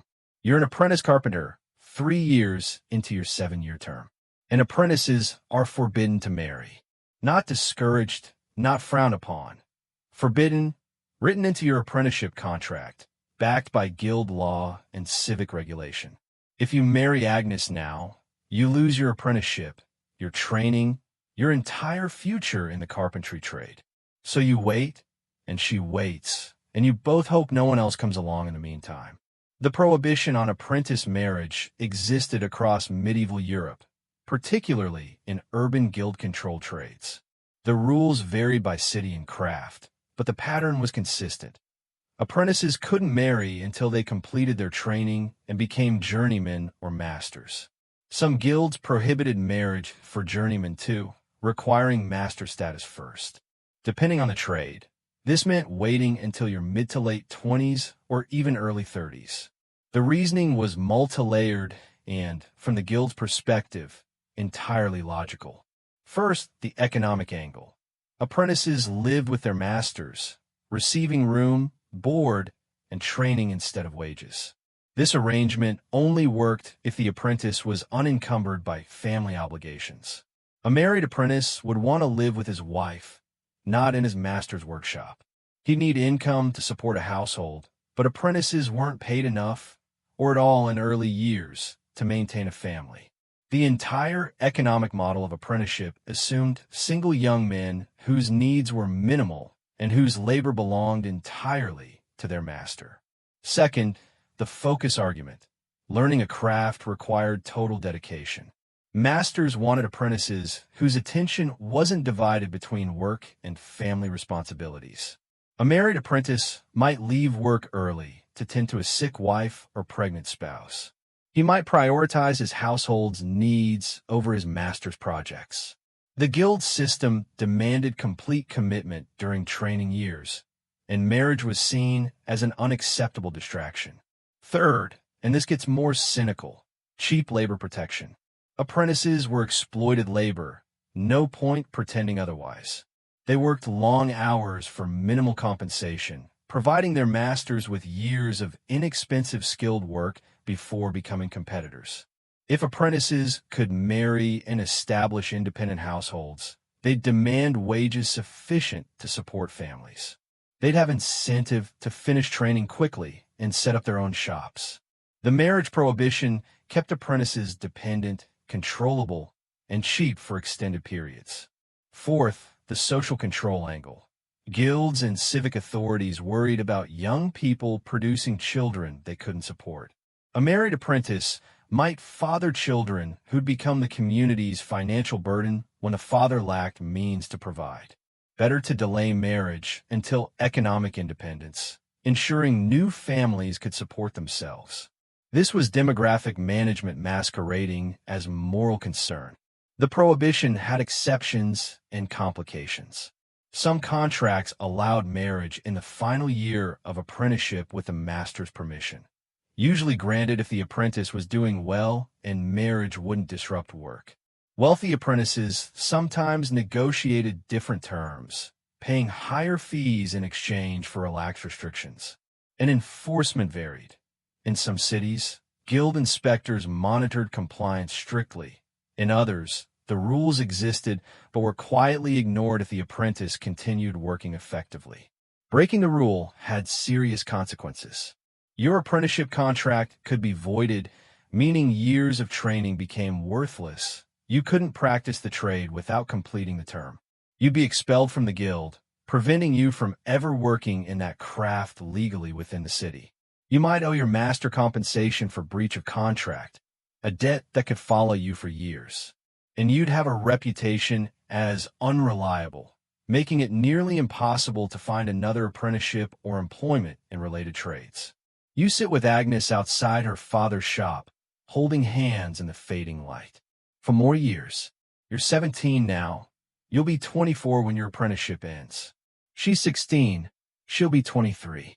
That's a long time to wait, and you both know it. Other suitors might court her. Her father might arrange a more advantageous marriage. You might not even make it through your apprenticeship.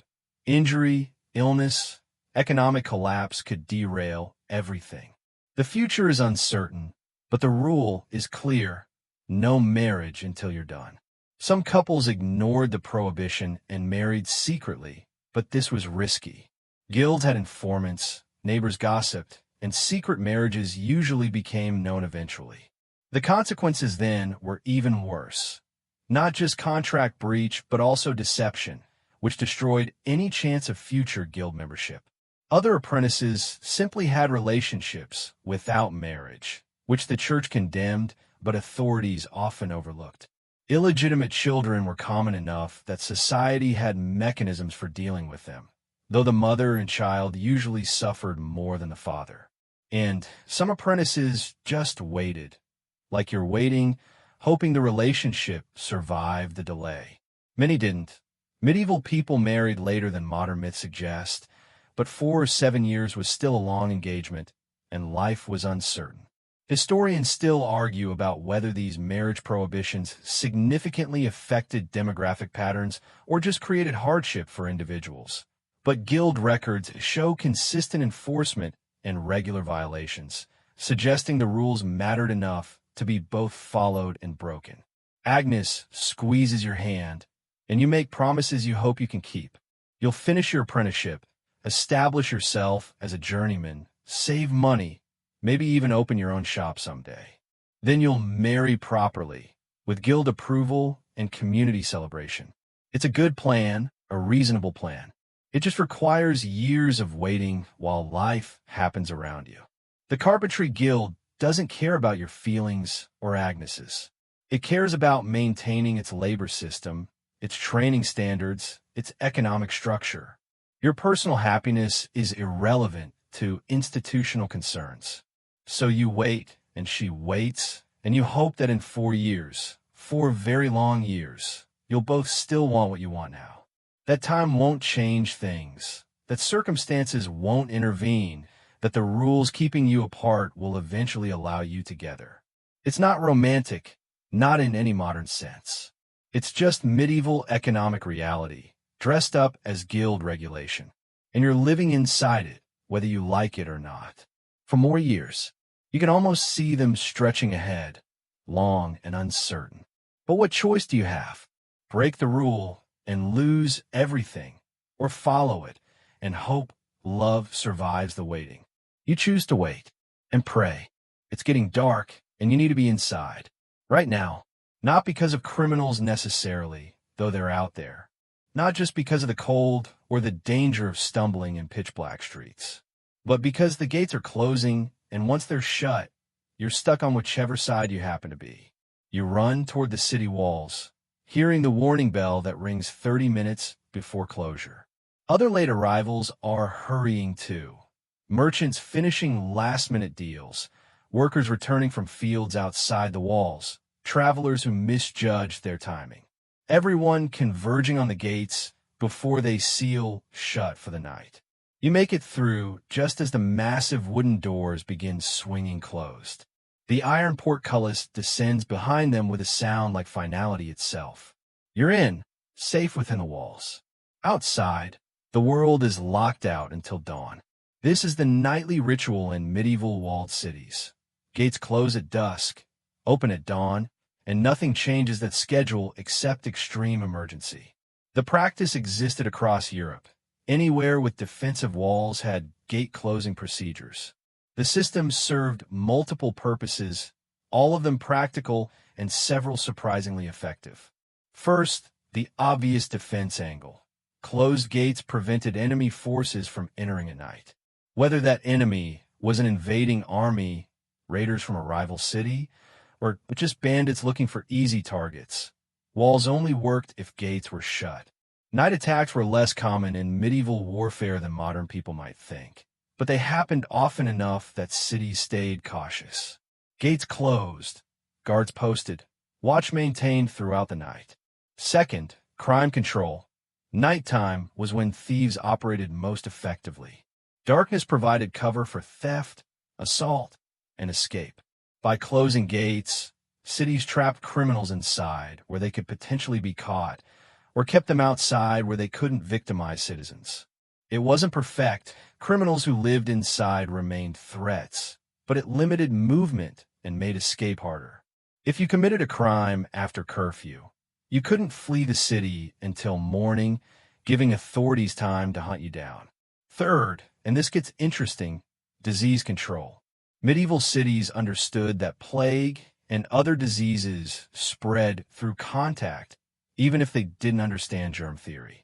Closing gates at night limited the movement of potentially infected people. Travelers arriving after dark had to camp outside walls until morning, when guards could inspect them for signs of illness before allowing entry. During plague outbreaks, some cities kept gates closed for days or weeks, allowing only essential supply deliveries under strict supervision. Fourth, customs and tax collection. Many cities charged tolls for entry, tax goods being brought to market, or required inspection of merchandise. This was nearly impossible to enforce if people could enter anytime. By funneling all traffic through controlled periods with gates open, authorities could monitor who entered, what they carried, and whether they'd paid required fees. Gates closed at night meant no smuggling, no tax evasion, no unapproved entry. Fifth, social control and surveillance. Knowing exactly who was in your city mattered. Strangers needed to identify themselves, state their business, sometimes provide surety or guarantee before entry. This was easier when entry occurred during defined hours with guards present. The gate closure also enforced curfew. If you couldn't leave, you were more likely to stay home after dark rather than roam streets causing trouble. The night watch system accompanied gate closures. Guards patrolled walls and streets, checking for fires, responding to alarms, monitoring suspicious activity. The watch was usually staffed by citizens serving mandatory rotations. Remember that Frank Pledge system? Though wealthier people could sometimes pay others to take their shifts. Being on watch meant staying awake all night, walking prescribed routes, challenging anyone encountered to explain their presence. It was tedious, cold, and unpopular, but necessary for the gate closure system to work. You head home through darkening streets, and you notice the transition as curfew settles in. Shops are shuttered, streets emptying, candles and hearth fires glowing behind closed shutters. The city is sealing itself up, each household becoming its own fortress within a larger fortress of walls and gates. The watch passes, 3 men carrying lanterns and staves, checking that businesses are secured and fires properly covered. They nod at you, noting your presence, but not stopping you. You're clearly a resident heading home, not a troublemaker or stranger. Exceptions to the gate closures existed for emergencies. Medical crises, fires requiring outside help, births requiring midwives from outside the walls. Guards had discretion to open postern gates, small side doors, for legitimate urgent needs. But you needed good reason and usually payment or surety. Casual late arrival wasn't sufficient cause. If you missed curfew without emergency, you slept outside the walls until morning, hoping weather was decent and criminals scarce. The system had obvious problems. It trapped people during emergencies. If something happened outside and you needed to flee into the city, locked gates could be death sentences. It concentrated guards at predictable points, leaving wall sections vulnerable if the watch was thin. It created resentment among those whose work or life patterns didn't fit neat dawn-to-dusk schedules.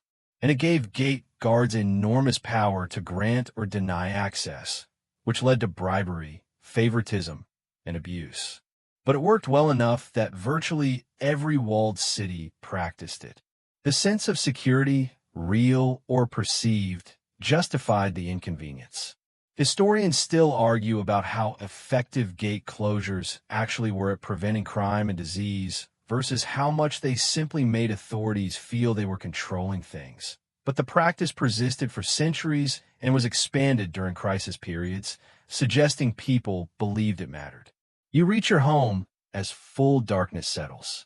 Outside the walls, the world continues. Farms, villages, travelers camping for the night.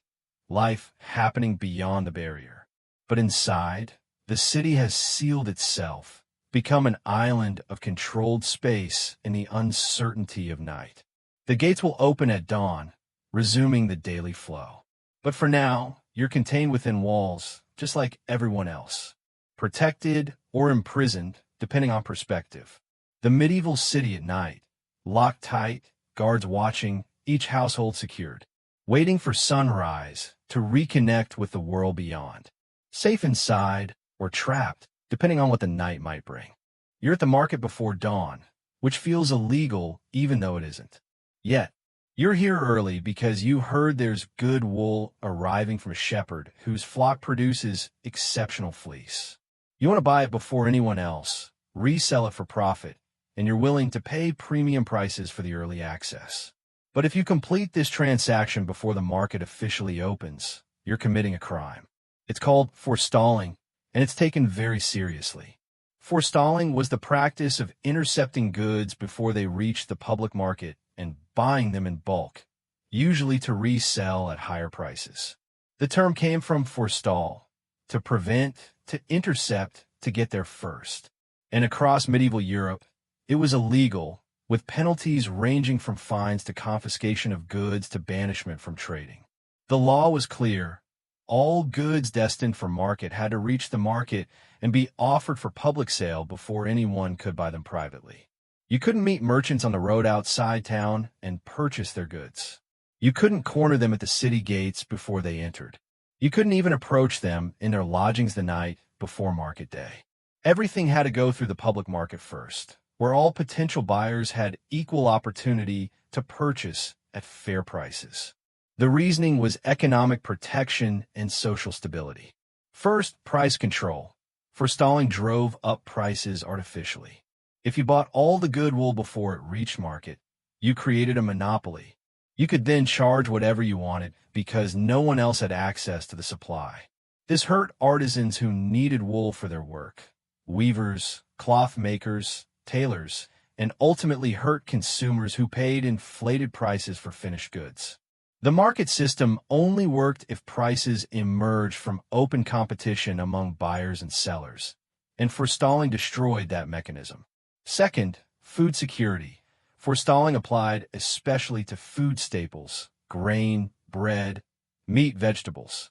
If wealthy buyers intercepted food supplies before they reached market, poor people couldn't access them at all. The poor couldn't compete with the wealthy in private negotiations, but in public markets with regulated prices and visible supply, they had a chance. Forestalling could literally starve the poor by pricing them out of subsistence goods. Third, fair access. Medieval markets operated on the principle that everyone should have opportunity to buy what they needed. Forestalling gave unfair advantage to those with wealth, information, or connections. They could intercept goods, leaving ordinary people with nothing to purchase or only expensive remainders. The public market was meant to level this playing field somewhat, and forestalling laws protected that leveling function. Fourth, and cynically, taxation. Markets generated tax revenue through tolls, stall fees, and transaction taxes. If goods never reached the market because they were sold privately beforehand, authorities lost revenue. Forestalling laws ensured goods flowed through taxable channels where authorities could collect their cut. The shepherd arrives as you're waiting, his cart loaded with wool bales. You approach, offer a price well above market rate, suggest completing the deal now before he sets up his stall. He looks tempted. The price is good, and selling now means he can leave early, avoid the crowds, get home sooner. But he shakes his head. Can't risk it. Market loss. Wait until the bell rings and stalls are open. He's right to refuse. Market inspectors watch for exactly this behavior. They patrol outside markets before opening, monitoring for forestalling transactions. They question merchants about whether they've been approached with early offers. They investigate tips from other traders who see their competitors gaining unfair advantage. Getting caught meant serious consequences for both buyer and seller. The buyer faced fines, often double or triple the transaction value. They might lose trading privileges, be banned from the market for a period, or have their entire inventory confiscated. Repeat offenders could be expelled from their guild, effectively ending their commercial career. The seller also faced penalties, though usually lighter, They were seen as tempted rather than instigating, and authorities wanted to encourage merchants to keep bringing goods to market. Related crimes accompanied forestalling in medieval law: engrossing and regulating. Engrossing meant buying up large quantities of a commodity to control supply. You couldn't purchase all the grain or salt or metal and then dictate prices. Limits existed on how much of any staple good one person could buy. Regulating meant buying goods at market and reselling them at the same market for higher prices without adding value. You couldn't just be a middleman inflating prices within the same marketplace. Together, these laws tried to prevent market manipulation and price gouging. The market bell finally rings, signaling official opening. Stalls are set up, merchants display their goods, and buyers flood in. You join the crowd, but now you're competing with dozens of others who also want that good wool.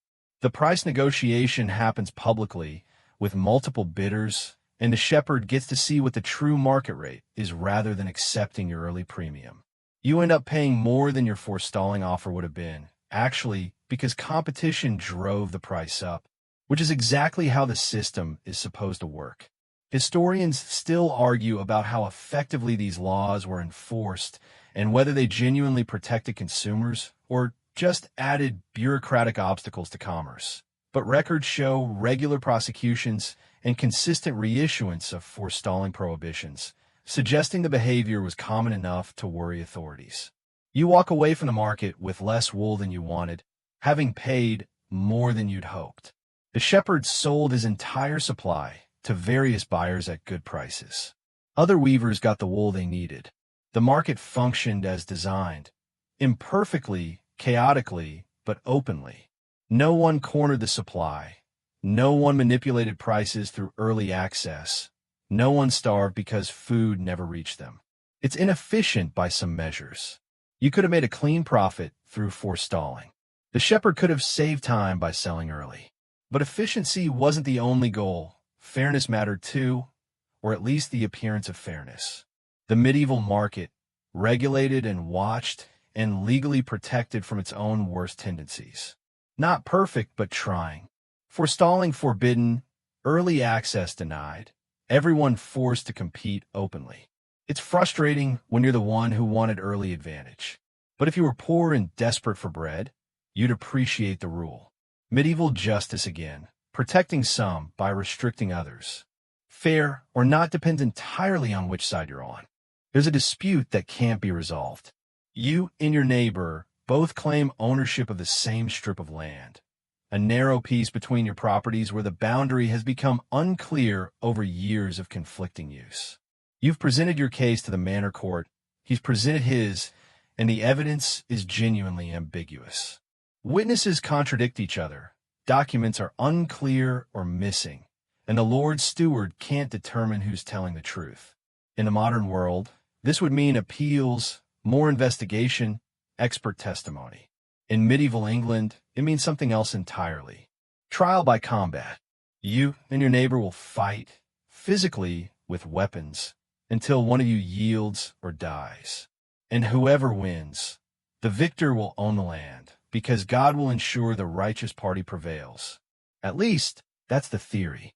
Trial by combat, or trial by battle, was a legitimate legal procedure throughout medieval Europe, though most common in England and France. It was used when evidence was insufficient, when accusations couldn't be proven through testimony, or when parties demanded it as their right. The logic was theological. God wouldn't allow the innocent to lose in combat. If you fought and won, divine judgment had spoken in your favor, making the verdict unquestionable. It sounds insane by modern standards, settling property disputes through violence. But there was method in the apparent madness, and surprisingly, it actually served useful purposes. First, the deterrent effect. If you knew your claim might end with you fighting to the death, you'd only press disputes you truly believed in. Frivolous lawsuits became life-threatening, which dramatically reduced them. People thought carefully before bringing accusations or defending positions when physical combat was the potential outcome. This filtered out weak claims and encouraged settlement before things reached combat stage. Second, the finality. Medieval legal systems struggled with endless disputes that dragged on for years or generations. Families feuded over land, honor, or injuries for decades, consuming resources and destabilizing communities. Trial by combat forced resolution. One fight, one outcome, one definitive answer. The loser couldn't appeal. God had spoken. This brutal finality prevented disputes from metastasizing into multi-generational vendettas. Third, and this gets complex, it was sometimes fairer than alternatives. In systems where justice depended on social status, wealth, or connections, trial by combat theoretically equalized things. A poor man with a strong arm could defeat a rich man in battle, even if he'd lose in a court where money bought favorable testimony. Obviously, this had major problems. We'll get to those. But the principle of physical prowess overriding social advantage had appeal in certain contexts. The combat wasn't random street fighting. Strict rules governed it, designed to ensure fairness and divine judgment rather than just murder. Combatants could be the actual parties or hired champions, professional fighters who represented you if you're too old, female, or otherwise unable to fight personally. This created a whole class of legal champions who made their living fighting other people's battles. The combat occurred in a designated space, often a 60-foot square marked in a field or courtyard. Officials supervised, weapons were inspected and approved, usually staff and leather shield, sometimes swords, and specific rules governed when combat started, how it proceeded, and how it ended. Yielding was possible. You could surrender by crying craven, admitting defeat, and accepting loss of your case, plus legal penalties for false claiming. Death was possible too, though perhaps less common than dramatic stories suggest.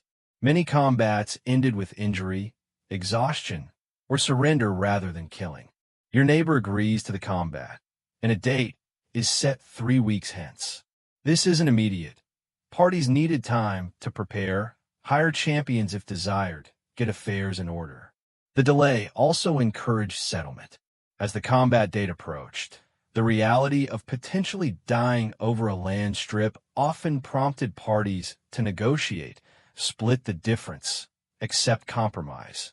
Court records show many scheduled combats never happened because parties settled at the last moment. The system's deterrent effect worked even when actual fighting didn't occur. You decide to fight yourself rather than hire a champion, partly from pride, partly from lack of funds to afford a good fighter. Your neighbor does the same.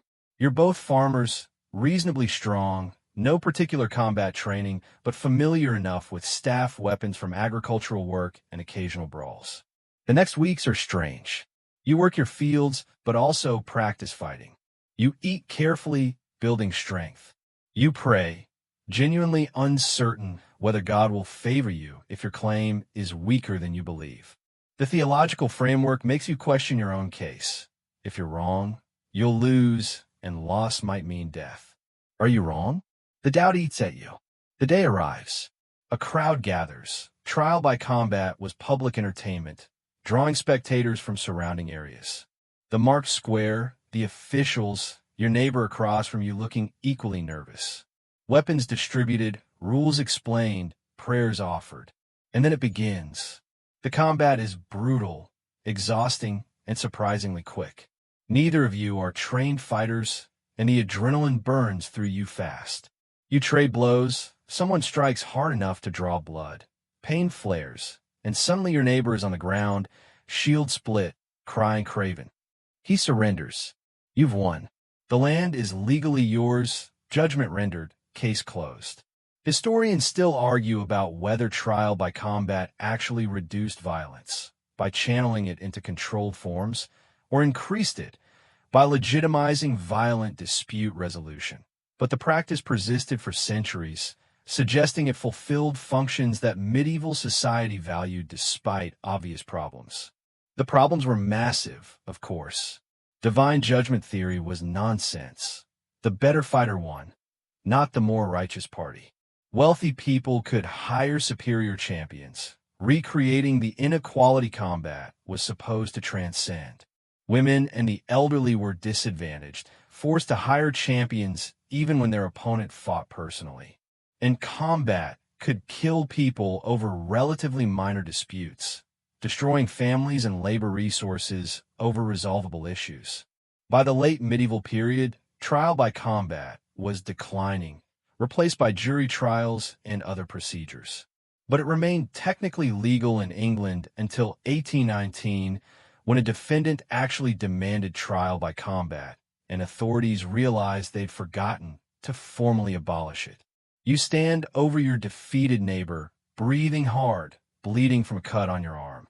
The land is yours. The dispute is over. But the cost, the fear, the violence, the permanent rupture in community relations makes the victory feel hollow. Your neighbor limps away, publicly humiliated, legally defeated, and you've gained a strip of land, but lost any pretense of neighborly peace. Medieval justice, brutal, final, and effective in its own terrible way. God's judgment, delivered through violence. And everyone just accepts it because what else is there? You notice her before she notices you. A woman walking through the market, and her clothing immediately marks her as different. She's wearing a striped hood, bold horizontal stripes of yellow and brown that catch the eye from across the square. No respectable woman dresses like that. The stripes announce her profession as clearly as a sign. She's a prostitute, and the law requires her to be visible. This is medieval regulation of sex work, and it's more complicated than simple moral condemnation. Prostitution existed in every medieval city, town, and village. The church officially opposed it, preaching that it was sinful, dangerous to souls, and socially destructive. But secular authorities took a more pragmatic view. It was going to happen regardless of prohibition, so better to regulate it, control it, contain it, and minimize its worst effects. The result was a complex system of laws that both criminalized and tolerated sex work simultaneously. The distinctive clothing requirement existed across Europe with regional variations. Striped hoods in England, specific colored veils in France, particular sleeve styles in German cities, armbands or badges in Italian city-states. The pattern was consistent. Sex workers had to dress distinctively so they could be identified on sight. The reasoning had multiple layers, some genuinely protective, others purely controlling. First, the separation logic. Authorities wanted to prevent prostitutes from deceiving respectable men into mistaking them for marriageable women. If sex workers looked like everyone else, men might court them thinking they were honest tradesmen's daughters, leading to inappropriate relationships or marriages. The distinctive clothing prevented this supposed confusion, keeping social categories clear. This reasoning assumed men were passive victims who needed visual warnings, which was obvious nonsense, but it justified the regulation. Second, the protection angle, and this is where it gets genuinely complex. Some cities argued distinctive dress protected prostitutes from assault and robbery. If everyone knew a woman's profession, she couldn't be accused of fraud when negotiating prices.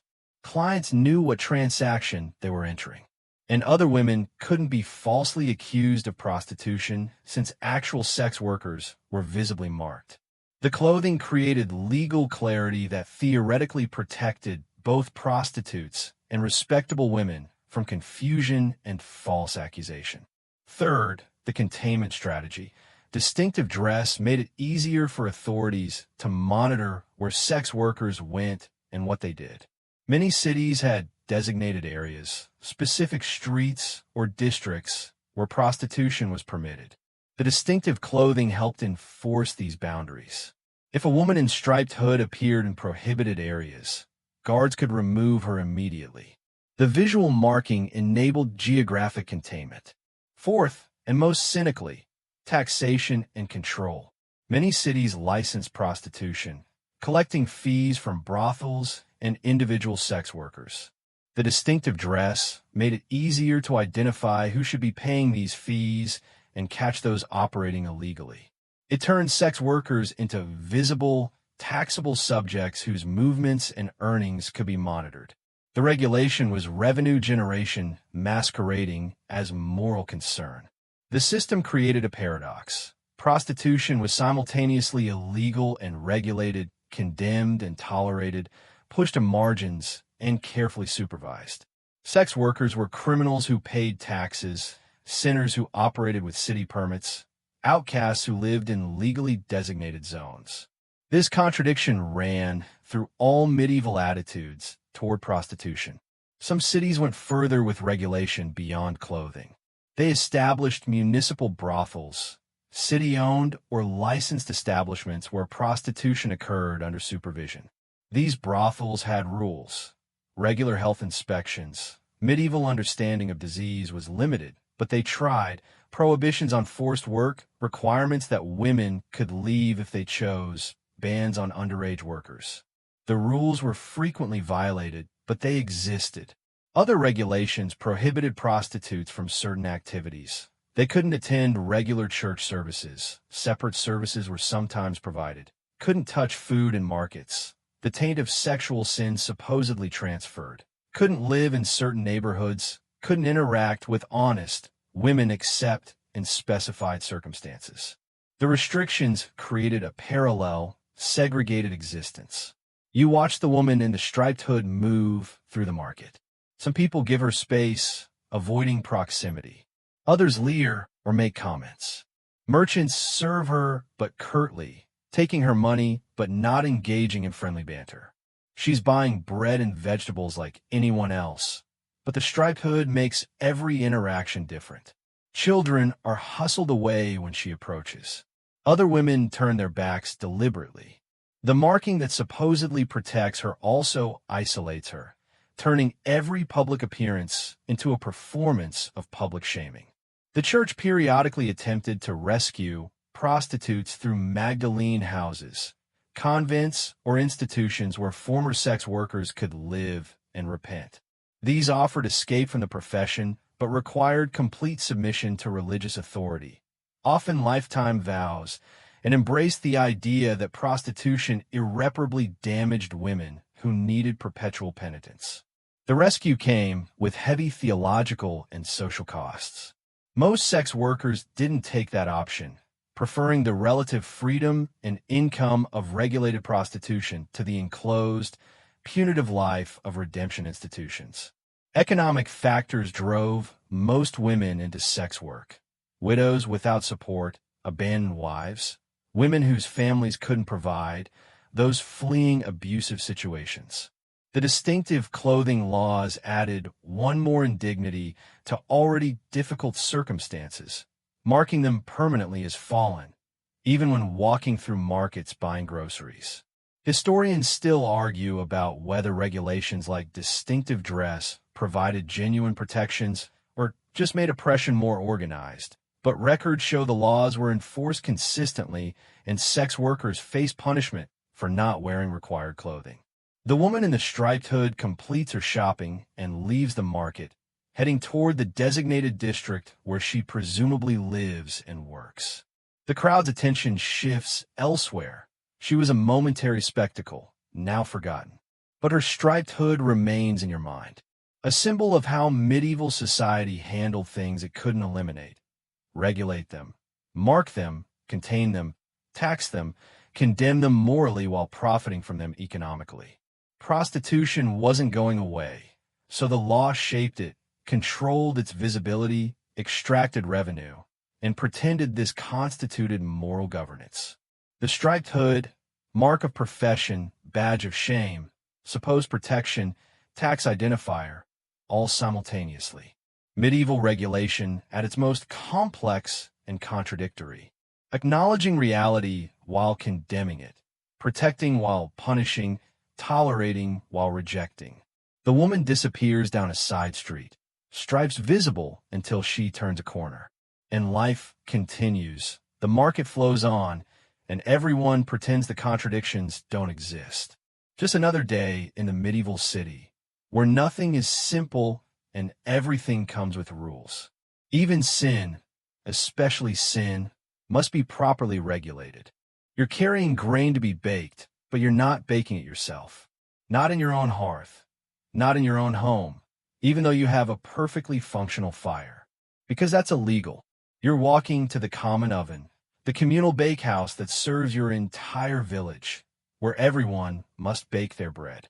This is the final rule we'll explore tonight, and it brings us full circle to where we started, with regulations that sound restrictive but existed for genuinely good reasons. The common oven system was widespread across medieval Europe, especially in manorial villages. The lord owned a large oven, usually built of stone or brick, and all tenants were required to use it for baking. You couldn't bake at home in your small hearth, even if you wanted to. You brought your prepared dough to the communal oven, paid a fee, usually a portion of the dough or finished bread, and the baker or oven keeper did the actual baking.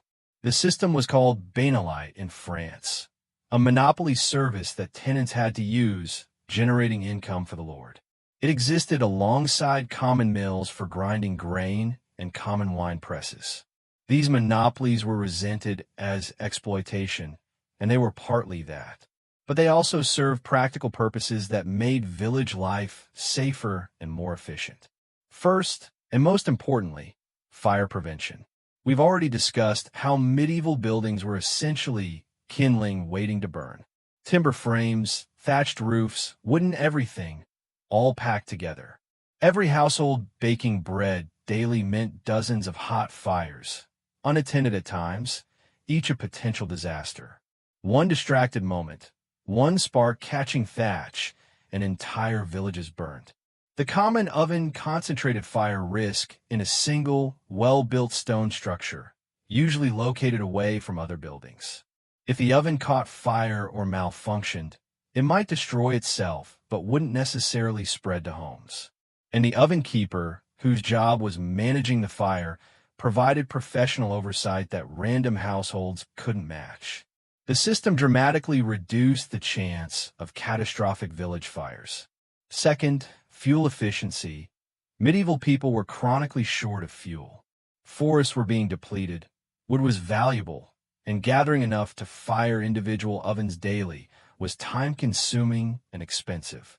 A large communal oven could bake bread for 50 families more efficiently than 50 separate fires. The shared resource meant less total fuel consumption, leaving more wood available for heating, cooking other foods, and essential crafts like blacksmithing. Third, quality control. Baking bread properly requires skill and consistent temperature.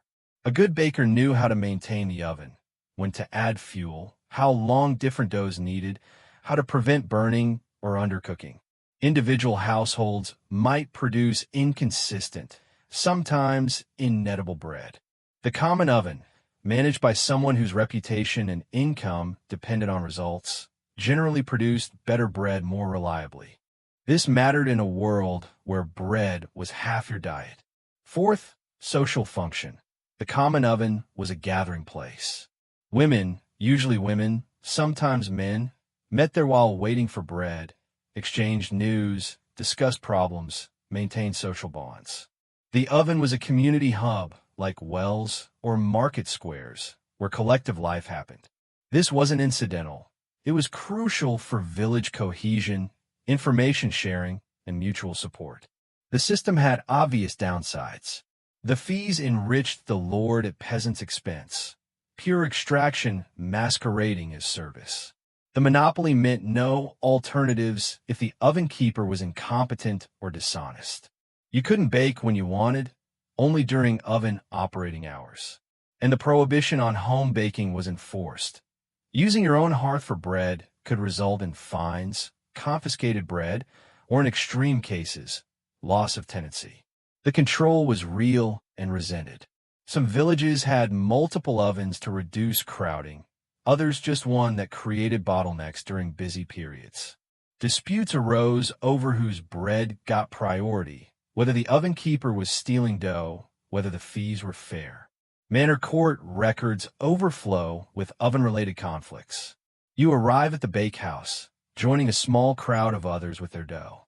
The oven is massive, a stone dome easily 10 feet across, heated by wood fire that's been burning since before dawn.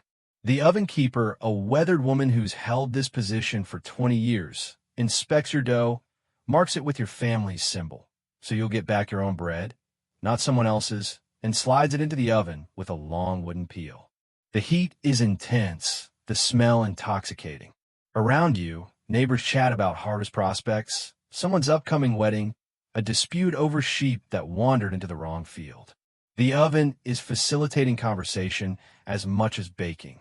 An elderly widow sits on a bench, waiting for her loaf, and younger women bring her news she'd otherwise miss, isolated in her cottage. This is the social infrastructure the common oven provides, beyond just bread. The finished loaves emerge golden and crusty, far better than what most households could produce on their own. You pay your fee, a small piece of dough that the oven keeper will bake and sell, or keep, and carry your bread home. It's still warm, the crust cracking slightly as it cools. Your family will eat well tonight, and the village didn't burn down in the process.